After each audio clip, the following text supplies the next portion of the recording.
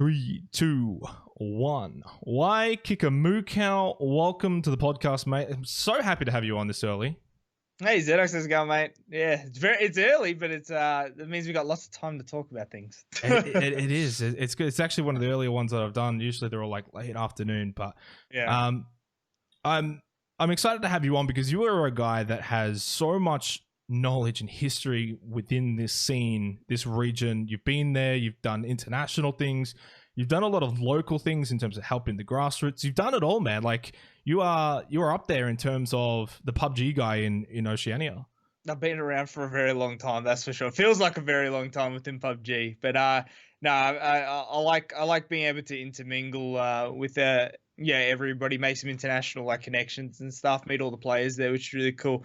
But then at the heart of it as well is like I want Oceanic to succeed and have like a really good chance at like everybody else having the goals and dreams that I've had, also experiencing that for other players. So yeah, so it's been good. I feel like we share a little bit of that in terms of similarities of wanting to see the region succeed. Like we both have our careers and, you're a competitive player. At the end of the day, you want to win. And for me, obviously, I want to, cast these events. But at the same time, there are some times where I take a back seat and I'll, say to guys like Copt or Untainted, hey, go and cast this, those sorts of things. And it's just about sort of trying to give back. And we don't succeed in this region if the region doesn't succeed. And I think that's the mindset you have. Yeah, well, I definitely want to see. I think my version of success for the region was that if we can somehow, encourage a lot of growth within the region. I think Extreme touched on it as well on his podcast. There hasn't been much fresh blood coming through O's, and that's my biggest worry and biggest concern. So I think if we can see some sort of growth within Oceanic PUBG, whether it be growth in terms of skill, growth in terms of player base, whatever it may be, I think that's my definition of success for the region and what I'm trying to achieve anyway. Well, let's take it back a little bit now as we sort of deep dive into your history just for a moment in time when you were fresh blood at the beginning of PUBG. Right. Take us through that, like the formations of the very original Incognito, which is actually different to the Incognito of today. Yeah, it's really different. So, like, I mean, when I deep dived into, starting competitive PUBG, I joined a team originally with a very good friend of the Oceanic PUBG scene, a lot of the OGs with GURPS, actually. So I started there originally and, just joining the team. I think what a lot of players have experienced that have joined teams is like, there's already like a leader figure in a lot of those teams when they join, the IGL or captain or whoever it may be. And pretty much it was cool up until a point, and then that sort of leadership figure just, it just wasn't really working. And I decided, like, with all my tennis experience or like competitive tennis career, I just felt like, and all these leadership roles that I've had in the past, I felt like I really wanted to make my own team. And that's how I sort of came to create Incognito. I think the first person I got on the team, because this was a long time ago. Like, this is a really long 2017. Time ago. Yeah. So I'm trying to think. I'm pretty sure the first person I got on the team might have been Electric. Was probably one of the first people fresh off the block from playing with Shred and Shred, who joins the team later, actually. Electric used to play duos with him all the time. And, I can't remember who else he played with. It's like Cyber Games Season 2. He played on the team that won Cyber, or maybe came second or something like that. Got Electric, Kazi, and then I think Clutch joined us. We got him from the solos leaderboard sort of thing. He was like rank 1 when he joined the team on the solos leaderboard. And that's pretty much rounded out our first iteration of the roster. We had a lot of success. We had a lot of fun doing it because I think a lot of people know Clutch is like a little bit of a joker and he's good fun. He's a goofball. Yeah, he's a goofball. And Kazi's just one of those guys, like, you don't understand what he's saying half the time, but he's bloody hilarious. Like, I don't know. He was just a really cool dude to be around. Electric was always really solid, really cool dude. And I don't know, we just gelled well. And that was like the whole principle as to why I wanted to create a team. Because I didn't mind at that point in time, I didn't see, there was no LANs or anything at that point in time in PUBG's esports, sort of in that era. And then, so we were just focusing, just trying to have a fun time and enjoy it. It just came to a point where, all 4 of us were working, and we just decided that we potentially needed a substitute to step in and help us out. And I got, believe it or not, I got Ronan. This was a little bit deeper in towards like PUBG's career, but I got Ronan from the PUBG O's recruitment page.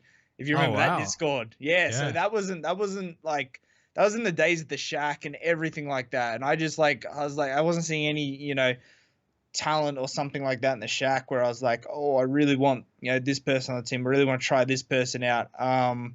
So I just went to PUBG and he just had like some, you put your stats on the page, like, okay, I have this much KD, this much damage, whatever it may be. And he hadn't played, competitive PUBG at that time. And so, so I just hit him up and said, hey, do you want to play? And it was awesome. So, and I still play with Ronan to this day. Obviously, some people don't know that. So very, very interesting. I don't think that happens anymore these days. I don't think many people get players from the PUBG Discord because we have these sort of like, I don't know, finite, like, players who still play. Everybody knows each other, I feel like, for the most part in competitive PUBG. The tier 1, tier 2 level anyway. And yeah, that's how Incognito formed, pretty much, is we just sort of grabbed and, picked players from the leaderboard. I mean, and then just whoever was in the Shack at that point in time playing Pugs. I think Pugs were popping. The Shack Pugs were popping around then. Just like, getting a broad range of who is everybody, who's a really cool dude, who's really chill, and who's really strong players. And I mean, obviously, as Incognito, back with that first iteration, McClutch, Electric, and Kaz, we weren't a strong team by any means. We weren't a top 5 team, I don't even think, at that point. But, obviously, as we played and practiced, and I'd like to think as well that, as better teams and better players did leave the scene, which made it a bit easier for us, that we were starting to breach those, top 5 sort of placements and trying to make somewhat of a name for ourselves. So yeah, but we had fun along the way doing it. And that's pretty much, the whole goal that I've ever had leading up and forwards in my PUBG career. Well, for a lot of people who maybe only sort of have followed PUBG in Oceania recently, back in like 2017, it was a very, very different landscape in terms of who were the best teams. I mean, really sort of, I guess, in terms of longevity at the top, besides the current Astra roster, like with Zoid and Extreme back when they were on like Greyhound, there's not too many, I don't believe, that were also at the top in like 2017. And then, as you mentioned, you had a lot of talent that obviously left the scene as well around 2018, for instance. And so that opened up a lot of pathways. Then you had guys who weren't 18 yet, for example, the Luke 12s, for instance. You had people like Tiggleton, who was like a sub on multiple different teams. You had a lot of talent that was sort of waiting in the wings.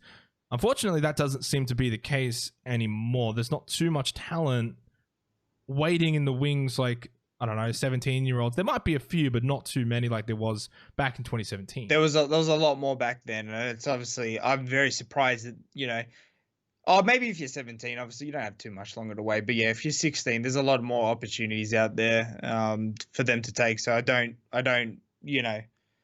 I'd be very surprised if there were a lot more, 16-year-olds sort of hanging out till they turn 18 to, have a crack at PUBG. Because, I mean, in all honesty, we don't even know if it's going to be worth it by the time they turn 18 at the end of the day. Back then, of course, in 2017, PUBG was at its peak, right? So it was very different. Everyone was playing it. It was very normal then for like a 16-year-old to be playing it and be like, oh, I really want to play this pro in a couple of years. Obviously, you guys played as Incognito for quite a while, quite a few months. And then heading into 2018, you got picked up by Order. I'm very keen to sort of know the process in that, because Order is a very established organization within the Oceanic region, regarded as a really high-classy organization, very well known in terms of League of Legends and Counter-Strike, for instance. How did that come about, and then the process of joining them? Well, yeah, so, I mean, I guess I forgot to mention sort of the other member that joined Incognito back then was a person named Ezza, that most people would probably be familiar with within the PUBG scene. She came on as our manager along with, I think it was Clutch that got her on. So when Clutch joined, I think Ezza was not too far behind. And then pretty much Ezza, had a lot of knowledge, a business background, business mindset anyway, which was really useful in acquiring Order, because what she did is as you do, well, most teams would when they approach organizations. You have a sort of like a resume, I guess. Like, okay, these are our achievements. This is who we are. But like, she took it to another level. I think another level that Order were extremely impressed with. I mean, we included all our accolades from school, all our accolades from sporting achievements. We tried to chuck everything that we could in there. To try and, you know, make us seem as professional as we could. Because as you said, they did appear as to be the classy professional organization to look up to within the region. And we wanted to show that as well. And I think that played a huge part in us acquiring, the position in Order. So we did that, got a meeting set up with them. They were really interested. At that point in time, I remember as well, in the 2 league, it was the Ground Zero League that like had 2 seasons, and the Cyber Gamer League at the current time were our, sort of, that's what we were playing when we were in discussions with Order. And we were sitting in 11th and 7th, and we got a meeting with them. And I was like, this is insane. Like, that's not good. That's for a team like Order to have one of, they had at that point in time, one of the top 2 Counter-Strike teams at that point in time and a really strong league roster. So we're kind of like, okay, well, we've got a meeting. That's great. And then, so you had a chat. Everybody sounded, like we're all on the same page, what we wanted to achieve. Where we both parties knew where PUBG was at that time, which was, there wasn't much going on. There was no lands. There was no, expectations, I guess, in that sense. But yeah, so we turned that around. I think we finished the seasons and both those ones 6th and 4th respectively. And then, had a second meeting and they were just like, yeah, let's do it. Let's sign you guys up. You guys have been really professional. You guys played really well and it looks like you guys are on the up and up. So let's sign you guys. And that's pretty much how it happened. So joined Order. Pretty cool experience, I must say, like, knowing that you're going to be a part of this organization who has such top-notch teams already. And I mean, Greyhound were joining the scene at that time. I think we're pretty similar, Order and Greyhound. And I mean, they were the top dogs of Counter-Strike and now investing into, or not necessarily investing anything, but, looking to joining into PUBG at that point in time. Chiefs were there as well. There was a lot of the big organizations, were in PUBG at that time. I know for one case, there was a chance that maybe Legacy was going to get involved around the Zemo time as well. That was something that almost came to fruition. Although I don't know how close that actually was. All I know is it was a thing. There's been a lot of orgs that have almost joined PUBG. Yeah, exactly. Yeah, a lot more than I think people think. Yeah, not in today's environment, unfortunately. Not today's. No. Back in the day. But joining Order though, like I'm assuming you guys weren't salaried. No, not. Trust me, it was not a good contract. Not a good contract. So it was basically just you were representing their brand for free. Exactly. Very much so.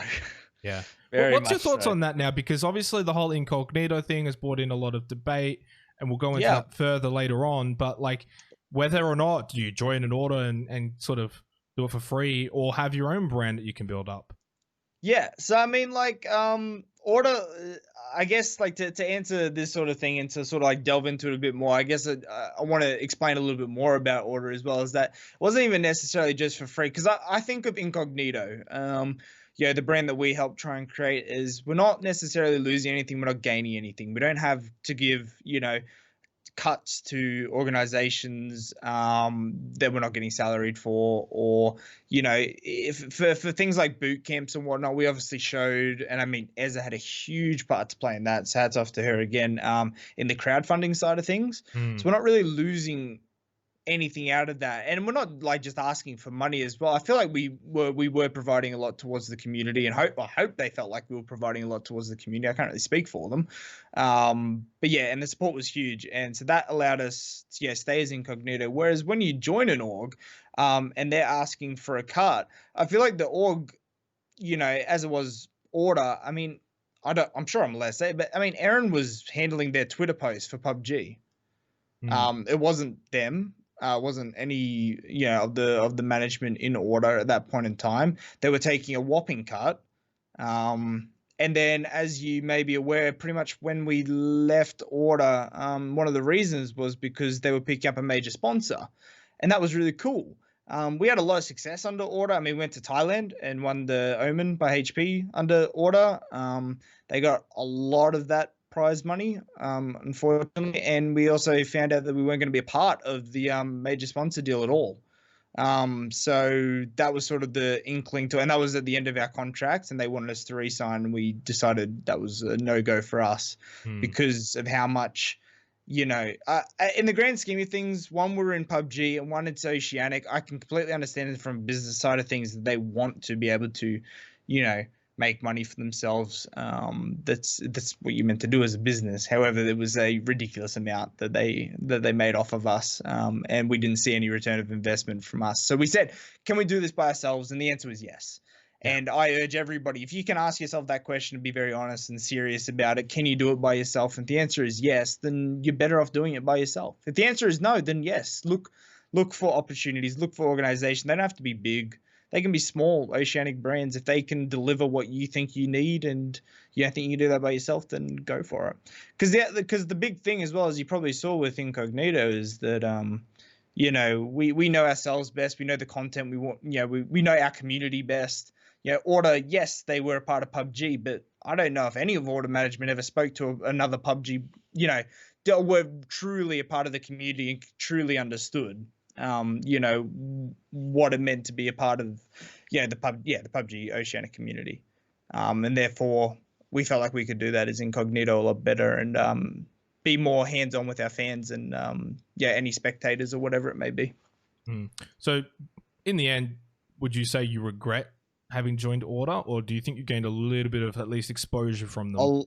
Oh no, I don't think we gained exposure, but I just gained a lot of experience. I think it's fair to say that like every single one of my teammates at that point in time, even our manager Ezra, none of us had been in esports before, really. Maybe Kazi for CSGO, very amateur, but we didn't know what to expect, and now we do. And I think like, you know, it had to happen. So it had to happen to us at some point to like sort of realize that, hey, because we walked into that and it's not Order's fault. They gave us a contract and we were just like, yeah, we jumped on it. It's Order. This is awesome.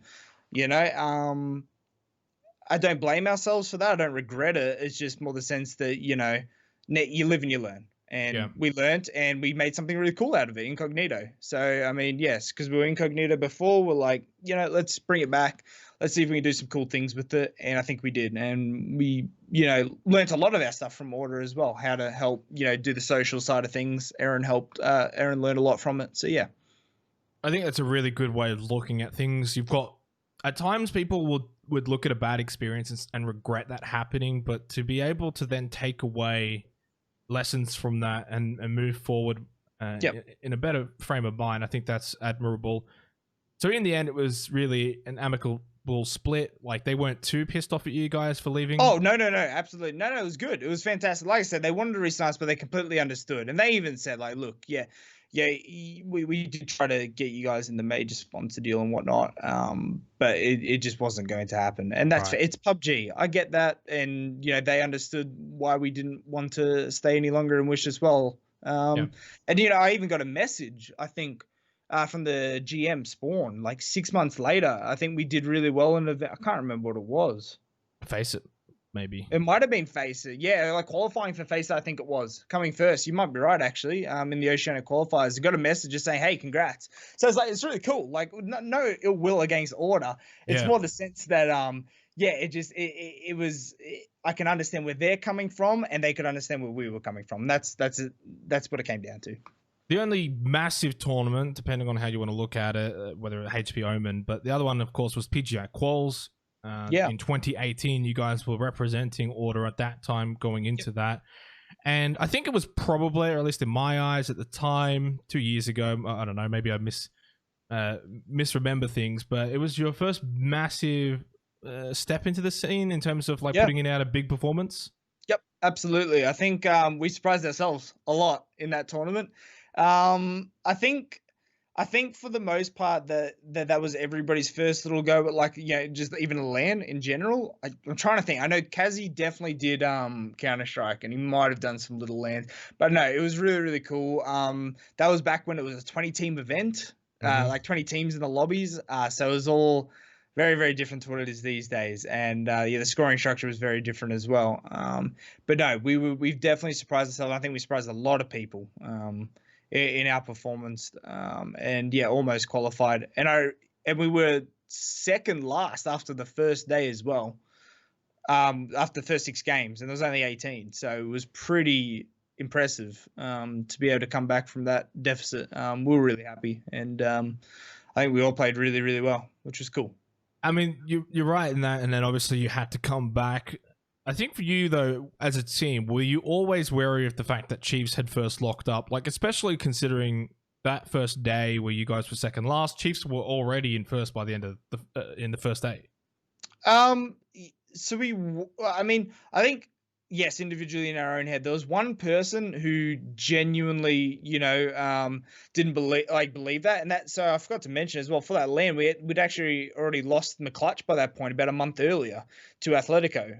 It was by that point, and so it was Ronan who stepped up and came in, and he was easily and by far. So Electric was already calling like, yeah, we can still come 6th, we can still come 5th after the first day if we do this, and Ronan's like, shut up, we can still come first. Yeah. And so Ronan was very, very, very positive about we can still do this and still try, and that's what I mean. Like, I like to think that was another really good learning curve for myself as well, because I know in my own head that it was almost done and dusted at that point.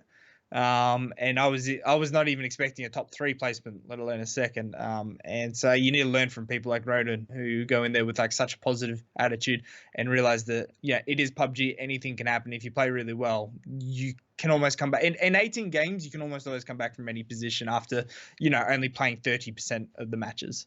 Yeah. And for you guys, though, as you mentioned before, the results going into PGi Quals weren't looking great. Nah. It wasn't performing well. In the end, I think McClutch leaving and you picking up Ronan certainly was a blessing in disguise. And then second place at PGi Quals. The aftermath of that, of course, you didn't qualify for anything. It was only a 1-slot qualification for PGi. But the aftermath of that, going into, I guess, the rest of 2018, not that there really was anything else, but did the sort of frame set, the mindset of the team switch a bit, and you're like, hey, 100%. We're pretty good, we can go even further here? Yeah, absolutely. So I think that was literally the turning point. So obviously we still wanted to create a fun environment. Obviously that was the number one goal. However, yes, we were like, okay, seeing Chiefs play in PGi, and just seeing the stage, seeing the arena, seeing, everybody in Twitch chat, watching the games, it was hype. It was really hype, and you just can't help but want to be a part of that. Even the Sydney land, there was no, fans or anybody cheering or anything like that. But just being able to meet up with all the guys and have a good chat and, have a talk about competitive PUBG was a really cool experience and really good fun. So I think, it was a big turning point for a lot of us, but not all of us in that Incognito roster. And then that sort of beckoned for a few changes within that roster. One of them was not necessarily changed because of drive for the game. It was more just a sense of underperforming a little bit too much and just not taking it upon themselves. Like, because I don't mind underperforming, but it's more the sense that, like, okay, if you're not going to do anything to change that. So this is my mindset around underperforming. If you're underperforming for a consistent period of time, therefore there must be some mentality issue there, because there's always a period where you're going to slip, but there has to be that comeback period where you're like, okay, enough's enough. I need to switch on my mentality to come back and be a better player. Like I say, it's never your aim. It's all about your brain. And I think a lot of people forget that. That aspect of being like a really true competitive player. So that was that beckoned for some changes with that Incognito iteration. So we got rid of Kazi pretty much straight after the event. So he went and joined Cream and Calmsy, I think it was at that point. One of the older, well, not older as in age wise, but like OGs of Oceanic PUBG scene. And then about 3 or 4 months after that, we decided that Electric had a full-time job and he loved it.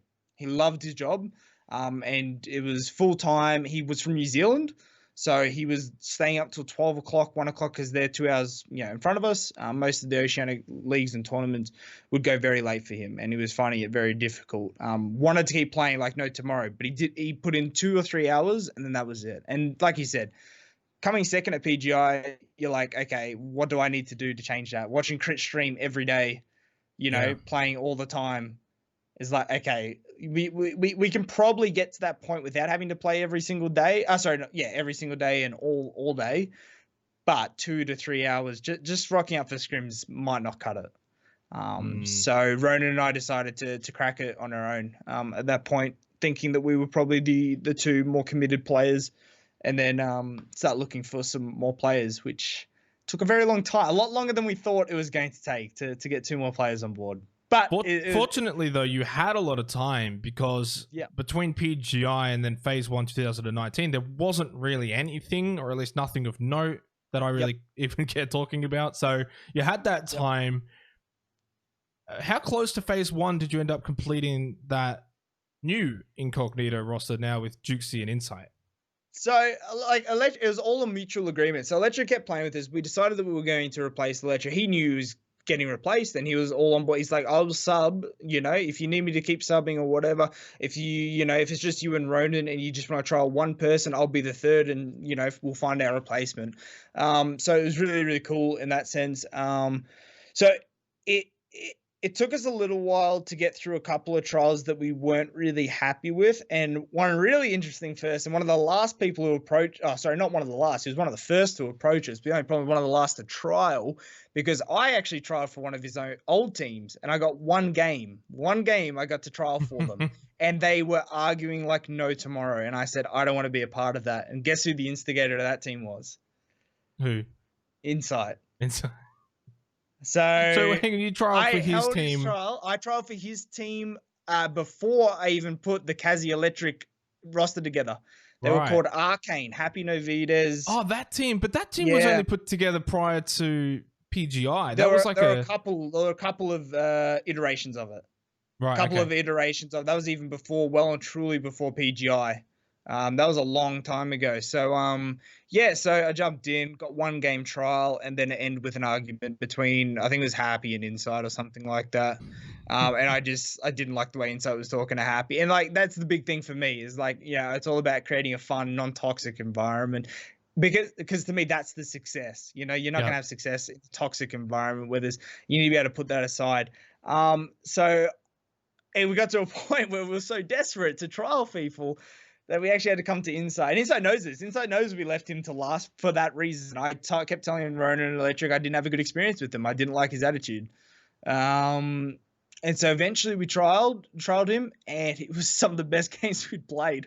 It was awesome. It was really good. There was no inklings of that sort of, attitude problem that I saw when I trialed for his team. Do you think really someone like Insight, though, added a bit of that seriousness to what was a goofy team, Yeah, absolutely. Like, I mean, Insight is, especially at that point in time, he was probably one of the most driven PUBG players I'd ever spoken to. Like, his goal was mindset. He was PUBG or nothing. And that's really cool. Like, I think that sort of helped cement our idea that we wanted to go to the next step with our PUBG careers. Ronan and myself, that is. And so he brought like that steady, level head, really, big brain PUBG Insight, because he took over. I was IGLing like that whole period, and I was hopeless. And so the Insight, after like a month of being there, stepped in, and it was just like something clicked. It was really nice. It's really good. But we didn't have a fourth. We decided Insight was the go. We didn't have a fourth. And then Luke became a free agent. Luke 12. Yeah, so that was the big one. But he wasn't 18. Was he? He was either about, I actually don't know. He was about to be, or he was. I can't remember. He might have just turned or was about to turn 18 because he left that. What were they? Well, he was playing with GURPS at that point, wasn't he? Angry Smurfs. That was my old team, my very old team. Originally on Osiris before. Oh, so they turned to that. That's right. Yeah, they joined that org. And then we approached him, and he said he was really interested. He said he's interested in two teams. He said he's interested in us, and then Athletico. He's really great mates with Extreme, and he just wanted to play with Extreme. However, they weren't sure that they wanted him.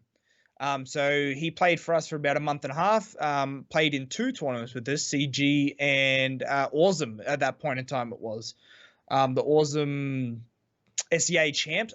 SEA champs. Remember that how that didn't go ahead. So he played in that one for us. Basically carried us, smashed it, standard Luke form. It was really good, really strong team. Well, would have been a strong team, but ultimately he ended up joining Athletico. And then we were still sort of lost as to what happened. With no fourth player. We pretty much expected that. I mean, there was a little bit of decision making from a certain person who maybe pushed him towards Athletico as well. That's all right at the same time. But and then so we were still struggling to find a fourth player. Scrims starting up, still trying to do some trialing and whatnot. Big man Jouxy puts up looking to sub for the scrim night. Just the day before he's about to take off on a plane to Ukraine to go to PGL. So no, Star Ladder, season 2. Yeah. I-Series, season 2. Literally the night before he left. He had to get up early in the morning to go, and we had just about the best scrim session anybody could have ever had. And he DM'd us and just said, "That was awesome, guys. I really enjoyed playing with you. You guys, you all play really good PUBG." And we said, "We're still looking for a fourth. Let us know how you go." He's like, "Yeah, look, I'm going to Ukraine. I'll see how it goes." And obviously, I think they came second or third last. Came back, and he was just like, "Boys, I'm in. Yeah, I'm keen. I want that feeling." He said, "I want that feeling, all the time. I want to be able to feel that." And that was awesome. He said he's never felt that feeling before. And it was just those scrims. But those scrims were pretty serious back then, I think. Yeah. I'm pretty certain that was the end of Subslayer after that. I think all the boys were Benchu stayed around for a little bit longer because he, of course, went on and did all that Brawl Fest stuff and whatnot. Of course, yeah, that's right. And he was playing a little bit. But and then they had... Was that the one that Extreme subbed in for? That was the one that Extreme subbed in So basically, like, there wasn't a team there once that was over. There was no team there. So that really worked out beautifully for you guys, that then Jouxy was available. You had that scrim. Everything went to perfection. He comes back, and it was just, what, immediately in the team? Basically immediately in the team. So we had a little bit of a problem. So I don't know if you remember, or even many of the Ace PUBG players remember, we went to New Zealand to Whangarei to play Itchy Trigger Finger LAN. That's right, yeah. Yes, we did that. And we had a little bit of a dilemma there because right after that was the Omen by HP Challenger Series. And this is kind of where maybe some regret sort of slips in. Actually, it doesn't slip in. And I'll sort of explain why. So Electric was still a part of the team there. He knew that about the Itchy Trigger. We knew about it for like 3 or 4 months before it was even leading up. We knew we were getting an invite, flights paid for, accommodation paid for, which was really, really nice. Like Tony still comes into my chat. Tony is the head of esports in Whangarei, and still comes into my Twitch chat and says g'day. And so he was under the impression, because I personally had told him that he was basically guaranteed the slot into Itchy Trigger Finger to go play one last LAN for us. The only problem is we qualified for Omen by HP, of course, after that I promised him that. And Jouxy sort of popped up out of nowhere. And we knew Jouxy was the fourth. We knew we really wanted him to come. And I actually sort of double-crossed Electric in that sense, I guess, and got Jouxy to come to Itchy Trigger Finger, which I feel really, really bad about. There's no hard feelings now. Like, Electric and I still talk and whatnot, but I can understand from his point of view how that's really dog and really not on. Yes, I am very sorry to him for that, but I don't regret it, because the reason being is that, I said LAN, and Electric's been to LAN. We went to Sydney. It's important to be able to meet your teammates, to have that chemistry, to have that connection at LAN as well as online. And I said, we're going into a 50K USD, LAN over in Thailand. I want the best chance of success. I want to win it. And I want to have a LAN that doesn't really mean too much on the surface, but means a lot to us, that we get to meet Jouxy, have a great time with him, and enjoy. So we have the best chance of success. And I overruled. I backtracked on Electric spot into that and made Jouxy come. Not made Jouxy come, sorry. I mean, Jouxy wanted to come. He even felt really bad. He knew the situation as well, and he wanted Electric to go. But I think, I think there's too much of a competitive drive in me. I've always been a very competitive person. And then with how PUBG had been going at that point in time, coming second at that event, I just wanted to win something. And pretty dick move. But I mean, I don't regret it. I think. And I don't think No. Electric, like if we hadn't have won, Electric would have been still pissed at me at this day, I reckon. But no, he was really cool about it. He said congratulations, like everything's good. But yes, in that sense, I do sort of regret, a part of me regrets what I did. But you did it for really the betterment cool of the team though, and for for Ronan, like that's what I mean. For Ronan Electric, for Ronan Insight and Ezza, it's not just for me. Like I know I made that explicitly clear. Ronan's in it to win it.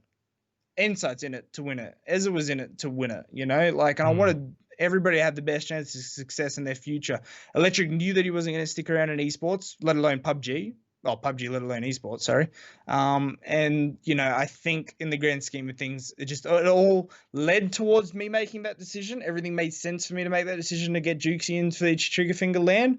However, yeah, I just wish I hadn't have, you know, said, yes, you're coming 100%. It's your spot. I just wish I hadn't jumped the gun on that. Again, it's a learning experience. I won't do that again.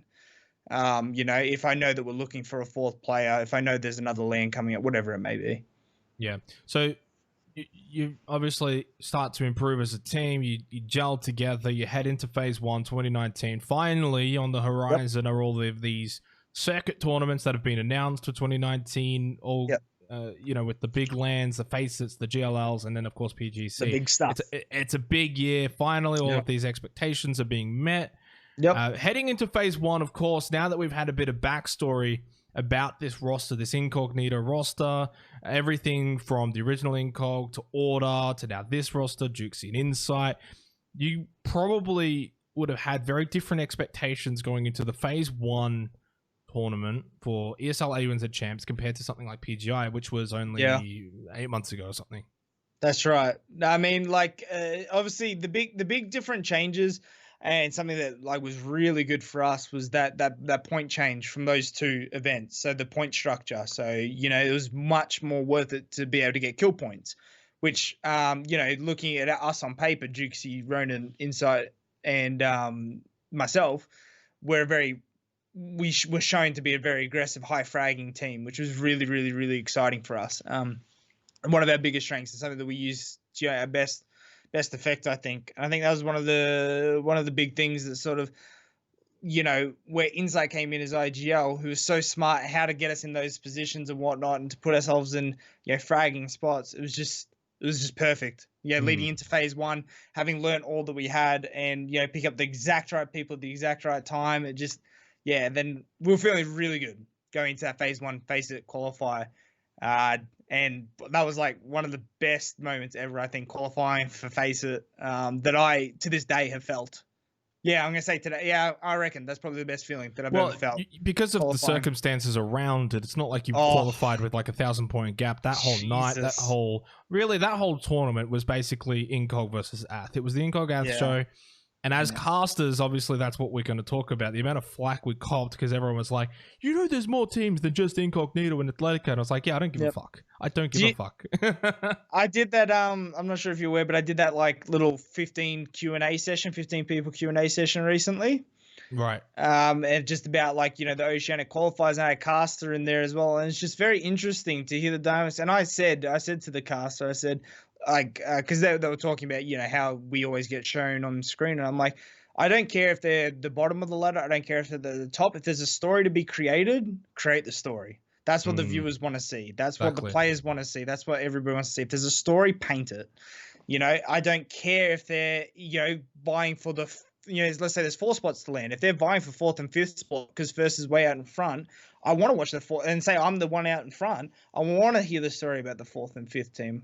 Yeah. You know, I want to hear whatever story is getting painted. What I don't want to see is the 16th team who keeps dying on rotation. Do you know what I mean? Like, not having anything. I completely understand where they're coming from. However, that if Battle Royale is to survive in this environment, you know, like, we need stories. We need epic moments. We need, you know, the teams that are generally doing well provide a lot of epic moments because they're fucking good players. Yep. They're insane. They're really good. And that's what the people want to see. If that's what the people want to see, and I'm very big about that. It's all about viewership for me, PUBG. If we've got any hope of growth, any hope of surviving, any hope of getting more lands, more tournaments, more investors, people need to be watching this game. Yeah, 100%. And to watch this game, you need stories, you need epic moments, and unfortunately, the teams at the top normally do that. That whole phase one, though, was basically a story. It wasn't an art form. Yeah. It was an epic moment. From really game one down to that last game, it was just a battle for that one spot. Started with the hot drop. It would have been last night. Oh, sort of. Not, ironically, if there had been 2 spots for that tournament, it actually would have been one of the more boring tournaments to probably watch, because the gulf between you two teams, right? We can discuss it here for a bit, but it was like night and day. It was like Incog equal first, and then everyone else was like a mile down the path. Did you see it like that at the time as well? I mean, I think leading into it was weird. Is like leading into it, scrims and everything like that, and all the tournaments that have been passed. I before the tournament started, I wouldn't have guessed it. I thought it was going to be a lot much closer. I thought it was going to be 4 teams potentially vying for that top spot. But yeah, it became very clear about halfway through that it was going to be. I mean, there was that one night where I think all 5 games, it was either us or Ath that won the games. Yeah. And I was just like, "Are you for real?" Like, I've never heard of that before. Like, I mean, I have, but I mean, like, it's just crazy in the scenario that was given with 1 spot on the line. I'm pretty sure there was something crazy as well, where it was like 8 out of 10 games was either Ath or Incog in some fashion. Right. Yeah, that's exactly right. And so that to me blew me away. And yeah, no, I can't say I was expecting that before the event, but I definitely felt it when we got in there, and it was about halfway through, like, and all the pressures getting there. Every fight that we came into, it didn't matter about who we were fighting. It's just, where's Ath? Where are they on the map? That's all that mattered at that point. And that mentality, of course, went into the final day where you had to hot drop them. It was game 1, from what I remember, when you did that split Watertown and the garage compound on the eastern side of Roshawk. That's correct. Yeah, I don't know if we've even shared the story of how that came to be, because I hope from the outside perspective you can see how planned that was. All right, it looked very fucking planned. It wasn't like we were just like, oh, we're just gonna land here and run across. So no, coming into the last day, I think we were like 30 points behind Athletico. We're definitely in second, well and truly. So we knew we had to start. I think it was like 50, mate. I'm pretty sure it was a lot. It was a lot. Yeah. It might have been well and truly like 30 plus, yeah. And so Ronan couldn't sleep that night for some reason. Nerves, obviously, because he really wanted to win. And Insight also couldn't sleep. So they got in a Discord chat. I think it was like 3 or 4 in the morning. They told us, me and Jukes slept like babies. We sleep like babies. We're big boys. But fucking, yeah, Ronan and Jukes were up at like 3 or 4 in the morning. And I think for about an hour and a half pondered how we're going to cheese Ath. So me and Jukes woke up and they're telling us exactly this plan. Like, this is what we're doing tonight. And I'm like, okay, when did you guys work this out? It's like, yeah, in the morning. Like, you guys were sleeping. It's like, okay, sounds good. And yeah, so they did everything. They timed every single little bit. Where does Zoid always put his vehicle in the same spot in that compound on the east side? So they worked that out. They knew exactly where Flood put his vehicle. They knew exactly what time he generally got to his vehicle. They knew exactly how long it took for them to run from ruins all the way around to that vehicle. We knew exactly what compound we needed to come through, so we could run in without Zoid accidentally seeing us through the window. So we had to run across when he wasn't in the garage upstairs, that he could accidentally see us on the thing. We knew exactly when to run. Everything was mapped and planned out, timings, where their vehicle was going to be. It was spot on. Like, me and Jukes were just like, okay, are you sure the vehicle's going to be here? Get there. The vehicle is exactly where they say it's going to be. So yeah, I mean, we haven't had to use that since, but like, I mean, it was really cool that they put all this hard work and effort in, and to see it work exactly how it planned. And that's the best feeling ever. Like, it doesn't matter what you're doing. It's just like, even if you're in like a 1v2 scenario or something like that in the middle of the game, you haven't like had time behind, but you might visualize it in your head and it goes exactly the way you visualized it. It feels so good. Such a good feeling. That sort of game planning is something that obviously then Athletico is not going to be able to create on the night, although they did try it. I don't recall if it was the very last game. It was either the very last game or the second last game. The very last game. Yeah, very last game. Loss. Yeah, we actually thought it was a Overt, who we had become not so great friends with through different tournaments, and they didn't really like us. So we thought we were getting hot dropped because I think we like hot dropped one of the camps of rotated theirs in that tournament or something like that. I can't remember because we felt like it would just be 3 points, and and then we thought it was them, and they were trying to let Ath win, which would be very interesting if that happened. But wouldn't have been good. we didn't know it was Ath until we checked the stream. We had no clue. We should have because expected nothing actually happened from it. Which nothing happened. Yeah. Realistically, that's not too much of a surprise, right? Considering how big Los Leones is, it's a very difficult place to hot drop a team. Yeah, it's just that they were like 5 or 6 points behind us. And in that scenario, if they're like 5 or 6 points behind us going into the last game, I wouldn't do anything. I just trust myself, have the confidence that I'm going to have a good game, and then I can get them when they're like. You say that, but to be very real with you, you guys as a team were demolishing. So really, from Atletico's point of view, it's like, well, these guys are very likely to go on and win this fucking game and get like 10 kills. Then we would have to. If they win, we can't win, right? So like, I can kind of see why they thought if we get them out early, we probably qual. Like it's as simple as that. We get rid of them, find another couple kills, we're done. In the end, it ended up being one of the craziest fucking circles of all time in any PUBG game, and the circumstances around it. As well, like the circumstances around it is like it's very frustrating when people are like, oh, what a circle to finish it off. Because there was a player of yours who was caught on the rotation from Ath. They got taken down to 1 health. Oh, it might have been Ronan. I can't remember. It was Jouxy or Ronan. It was one of those two. Or it might have been me.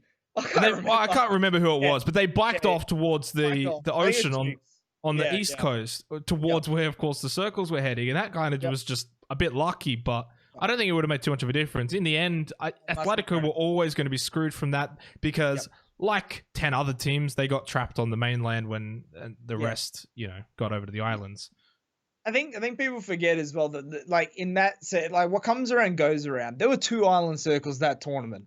Yes. There were 2 island circles, and they won the first one. So like I think people forget that it's like, oh, they won off an island circle. Well, like let's say that we won the first one and they won the result would have still been the same in the grand scheme of things. They had a good island circle, and then one time we get a good island circle, and I mean. People said it was luck. The person who nearly got shot off the bike was Ronan. Ronan called before, I promise you, before Zone 2 popped, it was going to be an island circle. If you notice, Inside and I were very quickly on a boat.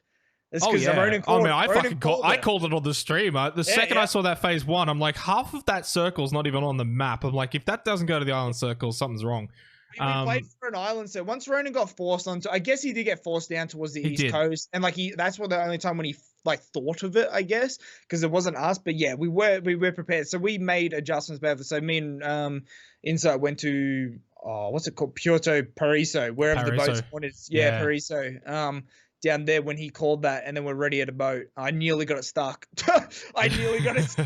As I started zooming off, like the tail whipped up onto the pier, and I nearly got it stuck. Oh, in the end, it wouldn't have mattered anyway because Atletico got that's true. They did swamped. There was so many teams around them because of the circle.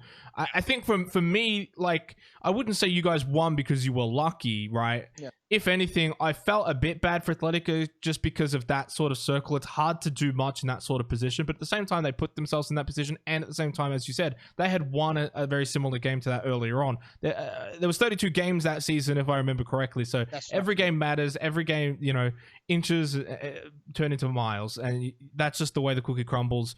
Who knows? Maybe that zone goes north, and you guys would have been pretty fucked if that had gone really north compared to Atletico. So who fucking knows? You win, you qualify, and of course it was a 1-slot event, Faceit Global Summit. Now we're going to shift our attention over to that massive opportunity for you guys, for yourself especially. First time going internationally. I don't really count New Zealand. No, of course, that's right. Or Thailand for that matter. It wasn't a big event. You guys would have been super excited. We were really pumped. I mean, had we known what we were getting ourselves into in terms of the fucking travel time, shit. Like Jouxy pre-warned us. I mean, he went to Ukraine and like he said that was messed up, but like it hurts. It hurts as a player. That was a really eye-opening experience. Face it. We had a really good, not a really good. We had a good result. We expected top 10. We got 10th. We could have gotten 8th, well and truly. We had some shocking last couple of games, but we weren't disappointed with 10th. And I think we played overall some pretty confident, pretty solid PUBG. There was some games that were shocking and some that were fantastic. But it was very eye-opening in the sense that it killed me. I've never.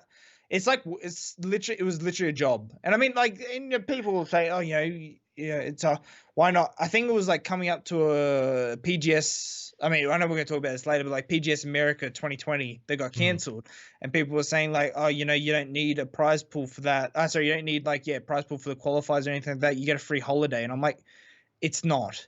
As a player, it's not a holiday. Like it drains the shit out of you. It was 9 o'clock wake up. Even for casters, the travel time, the 9 o'clock start to finishing up probably around 8 o'clock, 9 o'clock. I'd say we started heading back to the hotel. VOD review. Like if you're not VOD reviewing, you're kind of cheating yourself there of having potentially better results. So I think a lot of people didn't understand that, and as beautiful as England is and whatnot, I mean, to have the chance that we got to go towards there, not all of us had jobs at that point. We weren't having like an insane amount of income, and it's not cheap in England. So you can't really viably holiday afterwards. So Jouxy hasn't holidayed with us at any event that we've been to. He's got a kid, he's got a full-time job and whatnot. He can't, and a mortgage, he can't viably holiday with us. It's going to cost too much. And we weren't salaried like at that point. We didn't have any reason to be able to compete and to be able to classify that as a job for us. I mean, that was that job when we weren't getting paid. Is pretty much where I'm getting at, and it's tricky. It's really tricky. Big eye opener. For Faceit though, did you guys get any organization offers that would have maybe salaried you guys? I guess. For what so when we try to go in towards this mindset, we set ourselves a goal. The goal was top 10. So we look at the prize pool. Okay, what does top 10 offer? And then we try and match it up with the salary that we're getting versus the cut that they're taking. And no cut came even close to what we. So if we weren't any organization, we would have lost money. So I'm very glad that we did come top 10 and show those organizations that, hey, listen, this is how much we believe we're worth, and if you don't think it is, then it's not going to work. Because at the end of the day, when we've gotten to that point in time, it's great to have I think like Ash sort of put it that warm fuzzy feeling of an organization. But like when we're going those travel times, whatever it is, it's like we're going there. Unfortunately, the big drive is the money side of things. The experience is fantastic, but it's not the experience that everybody thinks it is. It's not a holiday, at all. I don't think we got to travel afterwards because me, Ronan, and Inside did have some money. We really wanted to travel. It's very much hotel to arena, arena to hotel. That's all it was, guys. That's all it was, and some shitty food at the arena. Shitty food. Hotel was nice, but and so that I think people didn't understand that, and orgs didn't really understand that aspect as well. That we're from Australia, we're not from America or Europe, and it's like a 3-hour travel time, to get to England if you're in a European country. Were all of the offers Australian orgs, or were there a couple overseas? Couple overseas, and maybe in terms of salary, we got a lot of offers from orgs in OS, not for salary. I think it's one Oceanic salary offer, and it wasn't bad. It actually wasn't that bad. The only would you be happy to disclose who it was? Up to you. No. I don't even know if they're an org right now. I haven't seen anything of theirs. Maybe they're closed down. We can leave it. Well, I don't know. I think we should leave it, but we'll see how we go. Yeah, but no. It was a good contract in the grand scheme of things. I just didn't like the idea that they go, no, they're not an org anymore. Okay, so I can disclose this. I think. Yeah, I'm very confident they're not an org anymore. So it's Oddity. Oddity. Oh, okay. Yeah. Definitely not really running around anymore. Yeah.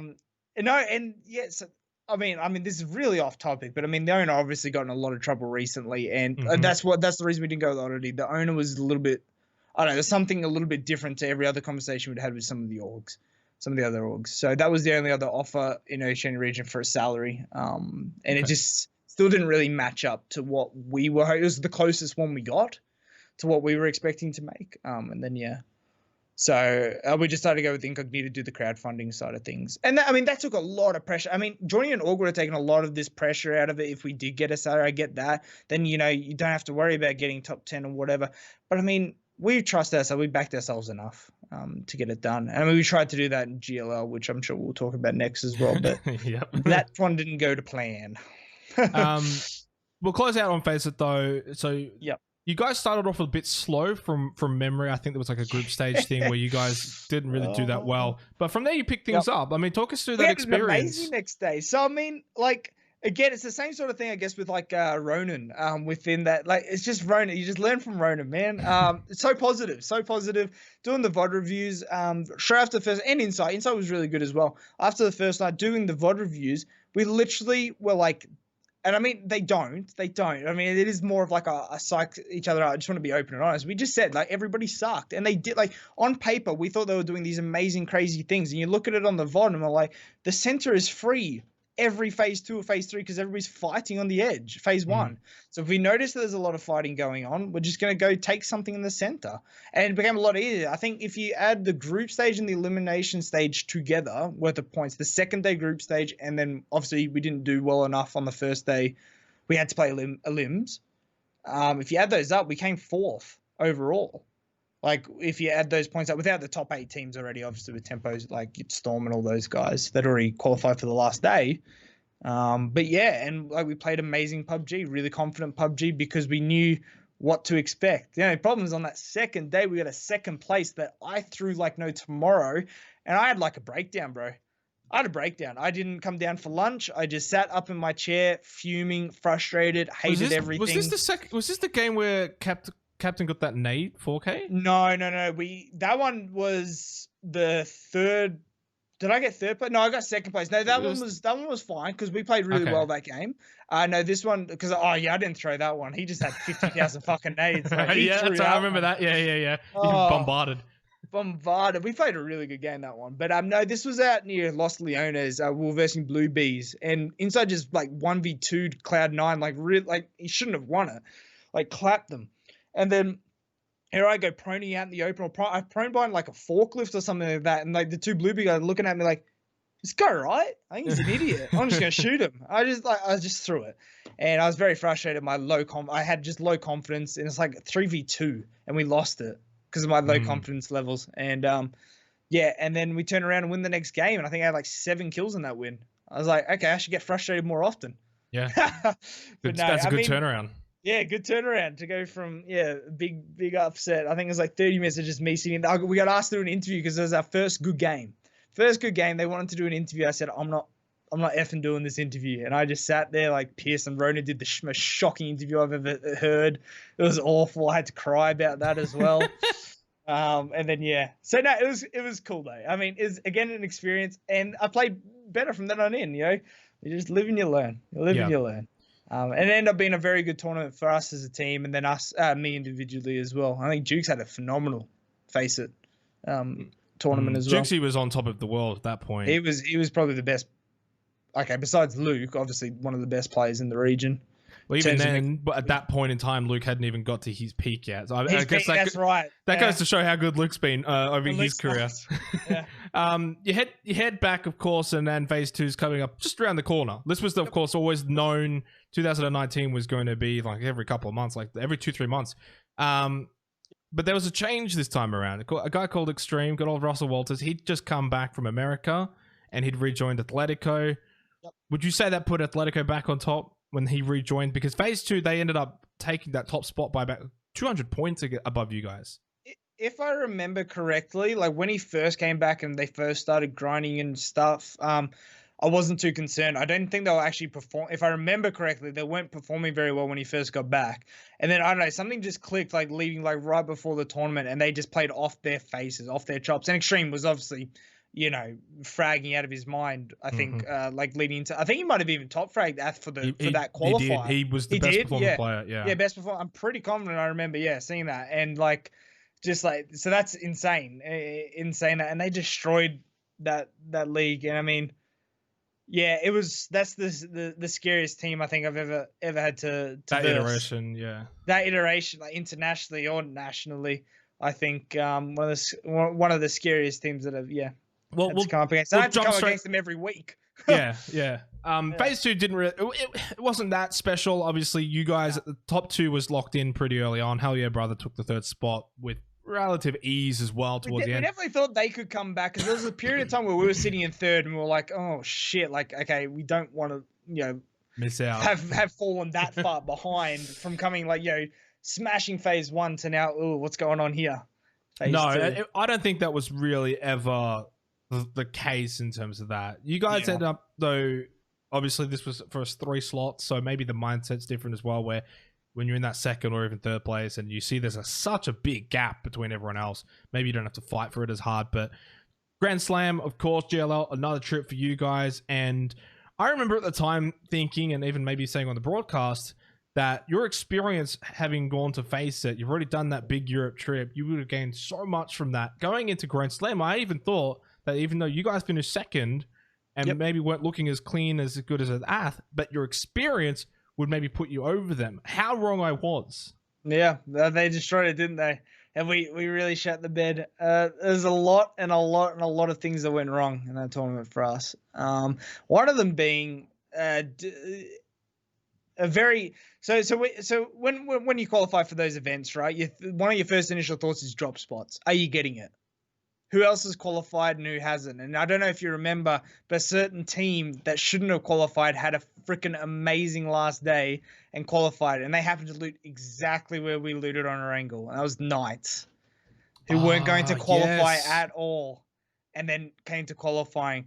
So the banter between our two teams leading up to GL was not really banter between the two teams, more me and Ronan bantering with bloody what's his name? I can't remember, the IGL of Knights. Anyway, we were like having heaps of like back and forth about who's getting shelter, who's getting prison, whatever it may be. So yeah, and that threw us off. And again, I think we'll touch onto it in the PCS charity, but like sharing loot spots is like, it's not fun at all. Because like everybody loses out in that scenario. But I mean, there's a lot besides, like, that's not the reason we did bad, but it just throws a whole nother little ball game at you. It makes everything a little bit more worse. Well, go in depth with this though for GLL Grand Slam where you can, because really it was deplorable. Like, it was really bad. Like, it was second last or third last or something like that. I can't remember. 14th, third last. Yeah. This was a team that had been dominating the region, that had gone over to Faceit and done pretty well. Like 10th overall, it was really good, top 10. Yeah. This was so unexpected. Yeah. And probably even for you guys, or was there maybe inklings going into it? There was inklings going into it for sure. So like, I mean, I think the stress and the pressure and sort of the clash of attitudes between all 5 members, including Ezra, was sort of getting towards us a little bit. There's just certain things. So, I mean, Ezra, as much as she was an amazing manager, but sometimes I think she tried to go out of her, what's the word? Her field, I guess, as it like so for example, I mean, this is just an example. I can't think of any more other than this one that pops up. Just imagine this, and I know any PUBG players would recognize this as a huge problem. Just one thing she said to us, and this is what I mean, like, stick to your field. She told us at Faceit Global Summit when we were struggling to boat to this was in PGi, Sydney land. She told us to boat from Severny to military base. What? That's not happening anytime soon. Wait, so drive up north and then... So we used to lose Severny back then. Oh, okay, right. And we were struggling to get into military base. So why don't you just boat there? And I'm like, this is what I mean. Stay in your field. So there's just a couple of those sort of things where there's just like niggly sort of comments that just like, okay, that doesn't make any sense. You're just irritating us at this point. Like, they sort of kept building, and it just built and built and built. And I think, I think I could speak for. I think Ronan was probably the only one who knew how to vent that sort of stuff off, or just like not let it get to him. Inside, Jouxy and me were kind of like these little balls of. So this happened again at Grand Slam. This is all throughout. Like, so this is like, even when we went to London, all these things that like pile up and combine to this one big explosion. So Sweden, the Bootcamp. I mean, I guess I'll disclose this as well. So Aaron did a great job. We were in contact with Alliance, the organization, to Bootcamp at their facility. All was going well. And then last minute, they wanted to do renovations. So we weren't able to come.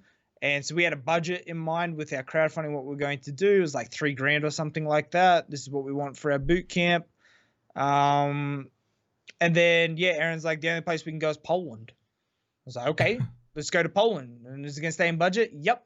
All right, stays in budget. The whole boot camp was in budget, except for one small thing, the flights.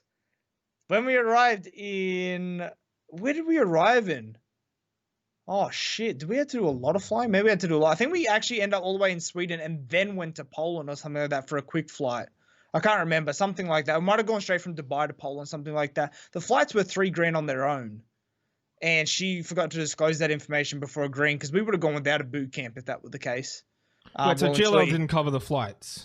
So the problem is that because the Lions backtracked us like a week before the event started, they wouldn't change the flights for us. It was too close to the actual event. So okay. So our fault for that. So that's another big thing that boiled down. Obviously, there's a lot of trust and, you know, put on Alliance to deliver, and deciding to renovate last second. Yeah, kind of sucked. I mean, again, a learning experience, not Ezra's fault, not Alliance's fault, or the person we were in contact with. Shit happens. But yeah, this whole booking of Poland without disclosing and I mean, she might disagree to it, but the whole team know, like, we weren't told that the flights themselves were going to be 3,000 and the boot camp on top was going to be another 3,000. So that sort of, wasn't fun, because she wanted to be paid back for that, which was great, which wasn't fantastic, because we definitely would have gone without a boot camp if that were the case. So yeah, it's just like that's before the events even started. And like, this is where I believe that leading into GL with all the stress and pressure that we had, I just imagine that, but like all throughout London, all throughout like leading up, just like small things like that. I mean, that's a big thing. Like, there were lots of small things that just added up, and like a lot of miscommunication, a lot of, you know, silliness.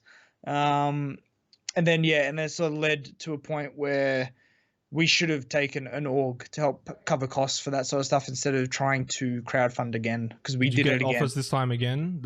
Again, we got offers, and we almost did one. So Darksided, we're going to get into PUBG. They were really keen to help fund the boot camp. So this is not non-salary based one. Gave us an awesome offer, really, really great. In the last minute, I'm going to disclose this because I'm still not entirely sure what's happened. So they told us Cooler Master left them as a sponsor, who was one of their monetary, like, I remember you tweeting about this. Yeah. Did I? You did. Oh. I'm pretty sure. I had tweeted about Omen. Maybe I'm wrong. I tweeted about Warriors with the cheating scandal. Do you remember that? Or maybe I must have done Darksided as well. So Warriors Esport Club we're also going to sign with. But then the head of Omen by HP, one of the head operators of Omen by HP in the Oceanic, I don't know what his official title was, but he was like one of the head guys at Omen by HP, accused us of cheating. Yes, no, sorry, that was the one. That was the one I think that you tweeted about. I think that's the one you were tweeting about. Yeah, and which was pathetic. And Warriors were going to go into a deal with Owned by HP, and they said they're not going to go into the deal if you pick up this PUBG team, which was pathetic. So that was also an amazing contract, and we were ready to sign. I am still pissed this day. So he lost his job, thank God, at Owned by HP, because that was pathetic and low what he did. And then Warriors are just as pathetic and silly in that grand scheme of things for he didn't provide any evidence. He hasn't called us out publicly. Why would you believe that? When we've got when we provided the evidence to Warriors, this is us not cheating, and they still didn't want to go with us. Well, it's funny because I know the guys behind Warriors, and had I known, I would have had a chat with them. And like the guy that we communicated with, because the guy we communicate with, he trusted us. And I know he trusted. We were in multiple calls with him. His name was Doctor. Yeah, Overwatch guy. Yeah, I passed with him. Of course you would know him. Yeah. Yeah. So yeah, of course you would know him. So great guy. I really appreciate what he did. But the board, and it's all about money, man. It's like, fuck. Yeah. So the Darksided one, that one I didn't know about. I got that confused. If you want to go further into that. Yeah, Darksided was great. All was going forward. They said they lost Cooler Master. We have all the Discord messages and stuff like that. So they said they lost Cooler Master. So they had to reiterate, and it wasn't like a really bad contract. It's just like, okay, this kind of came out of nowhere. By the way, all the Cooler Master logos and everything are still on every jersey, every banner that they have. I haven't seen an announcement of Cooler Master leaving. I haven't seen anything. I don't get it. I don't get it. So the dark side don't even do pitched much us- anymore. I don't even know. I if they don't do. think so. They pitched us an idea, and I think they just like he said the person that we were talking to was like yes, and then all of a sudden last second it might have just been like, hey, no, we can't do that. We need some sort of return of investment, which is again fair, but you didn't pitch that to us. Yeah. Like the idea that was all set and agreed upon. They said there was a couple of changes, nothing major. There was a lot of major changes, like a lot. So that never went ahead. So yes, there were some offers. Those were the two main ones, Warriors and Darksided. Both we were ready to sign with, like not at the same time, obviously, but you know. Yeah. But yeah. In principle, you would have gone with either one had either one worked. It's just like, dude, it's just rinse and repeat of just bullshit happening with orgs, man. I just didn't understand what was going on. Yeah, so it kind of shows you the dark side of like organizations and what's going on and stuff. But so we decided to go it alone and it didn't work out the way we hoped it did, which was really disappointing, which led obviously to our departure to go our own separate ways, which is a really cool story because a lot of what happened, I don't think anybody's disclosed anything about like sort of what happened. Like not too much. All I remember was I think literally a day after the event, Ezra put out a tweet saying that all the members of Incognito, including himself, were parting ways. Yep. So I mean, she was very disappointed because I mean, and this one definitely rightfully so because I think the team were pretty much set on, being done with our team. Leading into that event, like there's just so much going on. Probably like the boot camp is probably where we were just kind of like fuck this. If I'm perfectly honest, it was very ridiculous. Nothing between the guys or anything. Just we wanted to try something different. Just get out of this like it wasn't toxic. It's just hostile. Do you know what I mean? It just wasn't as fun as it used to be. And so we just wanted to see if there was something out there that was, a little bit better. Ronan that was almost his retirement, I would say. I sort of dragged him back for one last stint, which is still going, I guess. Long stint.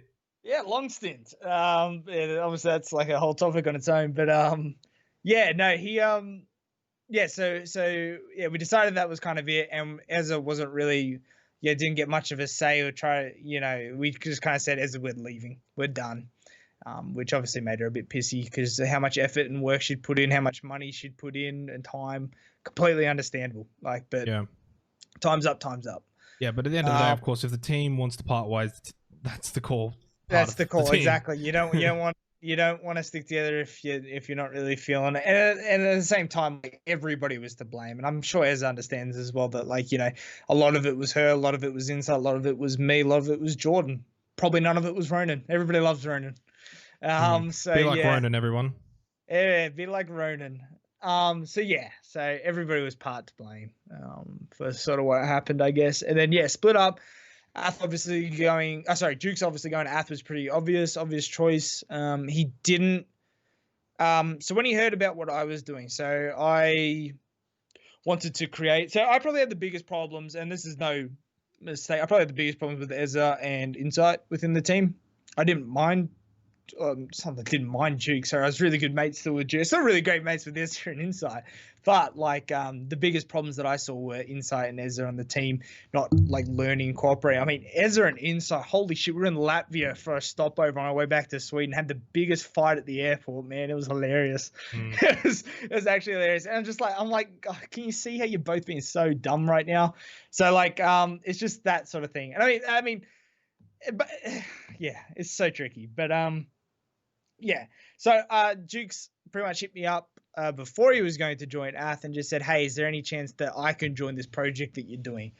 I said, I actually got Ronan to come back in. So it could have gone Jukes, it could have gone Ronan in that shift iteration. So I wanted to create a team. I didn't want Ronan or Jukes. I wanted 3 players that were untapped potential, I guess I would call it. Young guys. I mean, B wasn't necessarily young, but like youngish guys that have sort of just entered the scene with a fresh mind, fresh perspective. Young and experience playing wise. Young and experience, because I felt like I could offer that experience to them, help, guide a really strong team with like nuts potential. I felt like that was potentially where the meta was kind of shifting towards. Having just like nuts players on your team could potentially get you up and over the line, rather than just having like 4 experience. The experienced players, and I mean, I'm going to name names. I don't think they're going to disagree with me. But like, you know, that were the top of their game that had like, you know, slowly degraded over time, but people kept picking them up like on the top teams. And I thought, you know, it's time to get some fresh blood into. I won't name names. I did say I was, but I'm not going to.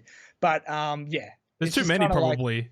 Like, there's a few, and me being included, one of them back at that period of time is like, okay, I think, you know, there comes a point where all these experienced players don't care anymore or don't care enough. I want this fresh blood where they really want to improve, really want to excel, really want to win. I feel like a lot of these older experienced players didn't have that drive anymore. They like to say they did. They didn't show it. They didn't show me they were improving as players, a part of their team. And I wanted these guys who were on the up and up. So, instantly the first person I messaged was Reggie. Jouxy and Crit both told me to hit him up when I told them the idea. Actually, I don't know if I told Crit the idea. I asked him about Reggie because Jouxy told me get Reggie because I told him about the idea. That's what I wanted to do. Reggie was pretty much straight on board. He was like, "Yep, let's go." B told me no. B said no. He's going to join Immunity. Oh. So he was set to join Immunity at that point in time. Then Nick up and left Immunity and went to Hell Yeah, Brother. And then Immunity fell apart. And that's when he came back to me and said, yes, I want to have a go. And he loved it. So he was all on board with the idea. And the other player was Nickuz, who said no and kept it with the no and went with Charm Farmers instead. Which is fair. I didn't know Nickuz from Bar Soap. I didn't know B2 from Bar Soap. I didn't know Reggie from Bar Soap. I didn't expect to, you know, be able to get all of them. They didn't know me. They probably didn't know the way I played, the way I, you know, communicated. But yeah, those were the other three guys. So I tried one more time to get one other player. The person that came to my mind was Wellesley, who was fresh off Xbox to come play with Rapidos, who showed a lot of potential. Wellesley and Furzy. So I went with Wellesley and I messaged Wellesley and I said, hey, do you want to play? And he didn't want to leave his mates, his Vel. So Rappy wanted to put together a team with them. Rappy up and left them before that phase 3 tournament even happened. Those two, by the way, have got some potential coming from Xbox. They do. I remember when they did their first tournament on PC and I was like really surprised with how well they quickly adapted. Like, where do they come from? Like, exactly. And then I got told them from Xbox. I'm like, oh, that makes it like they've only just started playing PC like 2 months ago. And this is how good they are. Yeah. Like, it was insane. And so that's what I mean. That's what I was looking for. It's like, okay, if they have only been playing for this long and they've shown me that much improvement, that means they must have a good mentality. That means they're excited. That means they have a drive. They have passion. If you're not going anywhere, you're not improving, you're showing me that you don't have passion to improve. You don't have a passion to compete. You don't have passion to win. Because if you did, you'd be improving. You don't have to be the best, but show me some improvement, even small. And there's players that were going backwards. Yeah. I'm like, that paints a picture to me that I want to stay way clear of. And I urge like a lot of teams, you know, the top teams that may be looking for team, stop going with all these players who are declining, who used to be someone, who used to be good. You know, that means that if they're on the downhill, it's already too late for them. In my view, in my personal opinion, that's an unsafe bet. People think it's safe because they have experience. I think that's unsafe. Yeah. So you get B2 and you get Reggie going to phase 3, of course, which was the PGi Qualifiers, but realistically you knew the expectations weren't going to be that you guys were going to qualify. It was a learning experience. How much do they sort of credit that time with Shiv to their improvements? I don't know what Reggie's doing now, but you look at someone like B2 who just recently qualified with CARNAGE for PCS, like tomorrow, right? I mean, exactly. This will be his first big tournament, I guess. I mean, we went to a LAN. That was like just the national one. This is his first international experience, right? Like in a big proper PUBG official event. I don't know. I don't know how to answer that question. I hope he found it very valuable. I hope he learned a lot. We talk all the time, and we play all the time. I think he would have done it whether he joined Shift or not. I feel like I'd like to think that he was already on that steep incline that like he was destined to make some sort of PUBG official event, whether he was a play with me or a play with somebody else. He could have gone to Immunity and maybe done better. I don't know, but I like to think that there was a little bit of he learned something from it. From playing with me, from playing with Reggie, playing with Ronan in particular, hopefully as well. What did you learn from it? Helped him grow. Well, I learned that I think I was right in the terms of that, it's fresh blood time. I wanted to give that a go. It was, I think you even put it in the prep sheet. It's like, it's an experiment. It definitely was. It felt like an experiment. I wanted to see if this was the new way to sort of go. I think, Fifth was probably spot on our expectations before the qualifiers, where I became 8th in the qualifiers leading up to that event. But yeah, and then I mean, Ronan took over as IGL. Like, we were doing shit the first day, and then Ronan took over as IGL. And like, if you take the last 13 games, I think we came 2nd or 1st. If you just take the last 13 games of that tournament. So if I wasn't, maybe if Ronan was IGLing the whole time, it might have been a different story. I'm just trash. I learned that. I'm trash at IGLing. There you go. No, I had a very great. I was like literally breach that. I breach that. They're in a split. Get center. Then we'll do it again. Rinse and repeat. Because I mean that's the way I wanted to try and do it. Because I was trying to learn from the SEA. The SEA teams and players were nuts, mechanical, nuts, beasts, and they knew that that they could breach a compound, have a 4v2, and lose nobody. You know, and it's just like that's the sort of thing that I wanted to try and do. And we got better and better and better at it, but obviously there needed to be a balance there of like, okay, let's not do that all the time, Chaos. That's where Ronan sort of came in and shaped it a little bit and be like Ronan. But yeah, no, it was good. It was really good. It was fun. That was the big thing. It really rejuvenated my feeling for playing the game again. I was so intense. I don't think I'd been that intense in a very long time. I think it was because I was IGLing again. And that was fun. Yeah. What wouldn't have been fun though is probably watching on the sidelines the event PUBG Global Championship. You had attended Faceit, you had attended GLL, and then of course when the big one came around, you weren't on a team that was ready to even qualify for that sort of event. How much of that did you watch for PGC to keep an eye on Vendetta and Athletico, but also just the tournament as a whole? Did you watch all of it? Some of it? I watched enough of it. Like, I definitely didn't watch every single game, but I definitely watched enough of it. And I was very I was surprised how the Oceanic teams did. I thought they were going to perform a bit better. Me too. I was really bummed that they didn't perform really well. That was probably our weakest showing into, like, I think the region in that phase 3 point was probably at its weakest point. Like, definitely our phase 1 teams were stronger. Our phase 2 teams were even stronger, I'd argue as well. Even us as Incognito almost felt stronger than that Athletico performance at PGC. But I mean, I can't say that because I wasn't versing those teams that they just versed. So I can't say that. But from an outsider's perspective, it might have even seemed that way. So it was a bit unfortunate in that sense. But that's just more drive again. I think, like, when I see that sort of stuff, I'm like, holy crap! Like, I can do this. I can be there if I keep practicing, keep going hard. I can get to do it next time. That's fine. And like, there's always going to be next year. I didn't know what it was going to hold. When they released the PGS stuff, I was so stoked. I was like, this is cool. We're going to have like just as many international opportunities.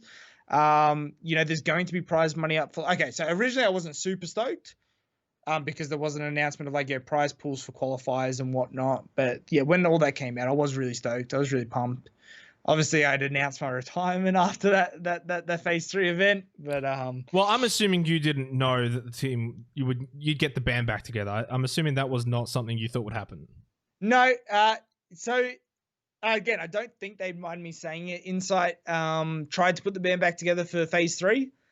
Didn't work. I didn't want to play with Insight again. Jouxy didn't want to play with Insight again. Ronan didn't even know if he wanted to play. So yeah, but I don't really like, could we have made PGC if we got the band back together? Absolutely. What we wouldn't have done is been able to learn from the experience. I think all 4 of us learned that if we were going to have success in this game, it had to be us 4. It couldn't be with another team. Insight couldn't play with Hell Yeah Brother or any of those guys. Jouxy couldn't play with Ath. Like, we couldn't play with B and Reggie to the potential that we did with this roster. There was something about us that just clicked. And we knew that if we wanted to do that again, then we had to put aside a lot of our arrogance, ego, differences, whatever it may be, to sort of like cause the common good, and come together as a team and just get back to our former glory of phase 1, Incognito days. And we did. We came back with a bloody vengeance, and we're still going. Like, I don't think the last time I argued with any of my team members, and like even an argue, wasn't even like an actual argue, would have been Sweden. Like in that event. And it's just like we've had some pretty high, pressure situations that we've been in since then. Because high pressure situations is what triggers these sort of, arguments. It brings out the worst in people. Brings out the worst. Exactly. That's right. And it's really, really promising. And really, if you are a player who can go through all those pressures, all those problems, and still keep you cool, and this is why I respect a player like Luke. Like, Luke is the best because he doesn't just aim. It's like, he's not just the god tier aimer. It's his mentality and everything. Yeah, exactly. And that's what I mean. Like, that's what's going to make you a top player. You're going to be a good player if you've got great aim. You're going to be a good player if you've, got really good communication or peaks or whatever it may be. But you're going to be a great player if you get your mentality sorted. Yeah. And I think all of us, like, when, again, we get back together, we set our expectations. This is what we're going to do. We need to make sure we stay positive all the time. Don't let shit get to us and whatnot, because that's when we play our worst, and that's when we start saying things that we don't really mean. So that's the big thing to take away from our teams. I think we've probably got the best mentality out there in the Oceanic region, anyway. So yeah, and that's why we're performing as well as we have been for a while now. Obviously, you guys finished first in the PGS qualifiers to get to the Americas land, and of course that didn't end up taking place due to COVID. And then we have obviously in our region, especially, had quite a bit of a break where there just wasn't really anything happening. A lot of people were wondering what's going on with PCS and whatnot. It's like, well, not wondering. Then obviously PCS is announced. By this point, you guys would have just, I guess, kept scrimming as a team going into the Charity Showdown. Oh, yeah. But this time, of course, you weren't going to be going to like Americas and playing against NA and Latin America. You're now playing against Southeast Asia. Were you prepared for that as a team? Yeah. So I remember you asked me that question right at the end of PCS, Charity Showdown. Yeah. We had an interview and I said, yeah, we were. And I still stand by that. I felt very, very prepared. We were grinding hard, like really hard. I had a contract running out, like I said, previous to us starting. I did have a contract on a job running out. I left that job so I could pursue that because I had early morning starts. I wouldn't have been able to do both. So, I didn't have a job, Ronan didn't have a job, Inside didn't have a job. We were ready to grind. And we did, and we studied and we practiced, and everything that we studied for, threw it all out the window. If you watch the first couple of games of that PCS Charity Showdown and you watch the alive counter of that, I wouldn't have pegged it at all. I can't believe how passive everybody was. Could not believe it to save my life. And that threw us off.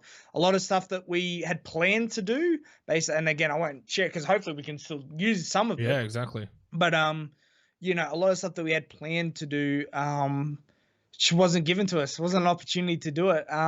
We got shafted a lot. And I mean, you get lucky and you get shafted, and sometimes you're in between. But by fucking God, did we get shafted with some circles. And you know what? The ones we got most shafted with was probably our best bloody results, to be honest. But no, I think we weren't disappointed, which is really cool, because that was a bad result. It was a bad result. Well, you did the best out of the OCE teams, at least. Yeah, we did the best out of the OCE team, which is, it's great and all. But, I mean, I don't think... in the form that we were in and the current, rosters on those teams, the other Oceanic teams, I don't think we're too worried about not being one of the top Oceanic, or even not necessarily that. We try to be focused on ourselves.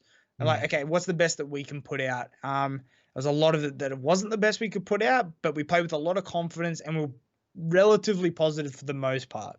And when we do get upset and we do get frustrated, it's never at each other these days, which is like one of the big things we've been pushing and driving for. Just, it's okay to be frustrated. It's okay to be upset, but like, don't target it at a teammate, or don't target it at the situation or whatever it may be. Just like, use it to help you perform better next time or in a similar scenario. So we're very happy that we were able to do that, because that was a frustrating tournament, but we didn't let it get to us too much, which was really nice to see. Yeah. Well, speaking of next time, now, of course, PCS1 APAC is now coming up. Yep.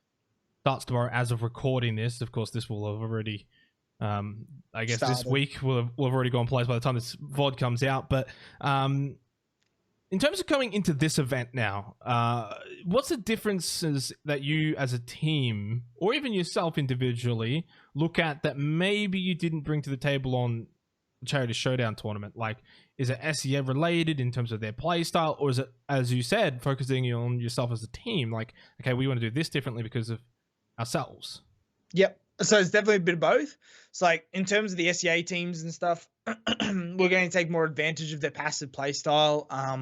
So yeah, make sure we're looking at our rotate timings a bit better because we were pretty slack on that last time, which we found out would have been very huge if we used to our advantage. We kind of like went left at the exact same time every single time. We're trying not to share a loot spot. We shared Yaz last tournament.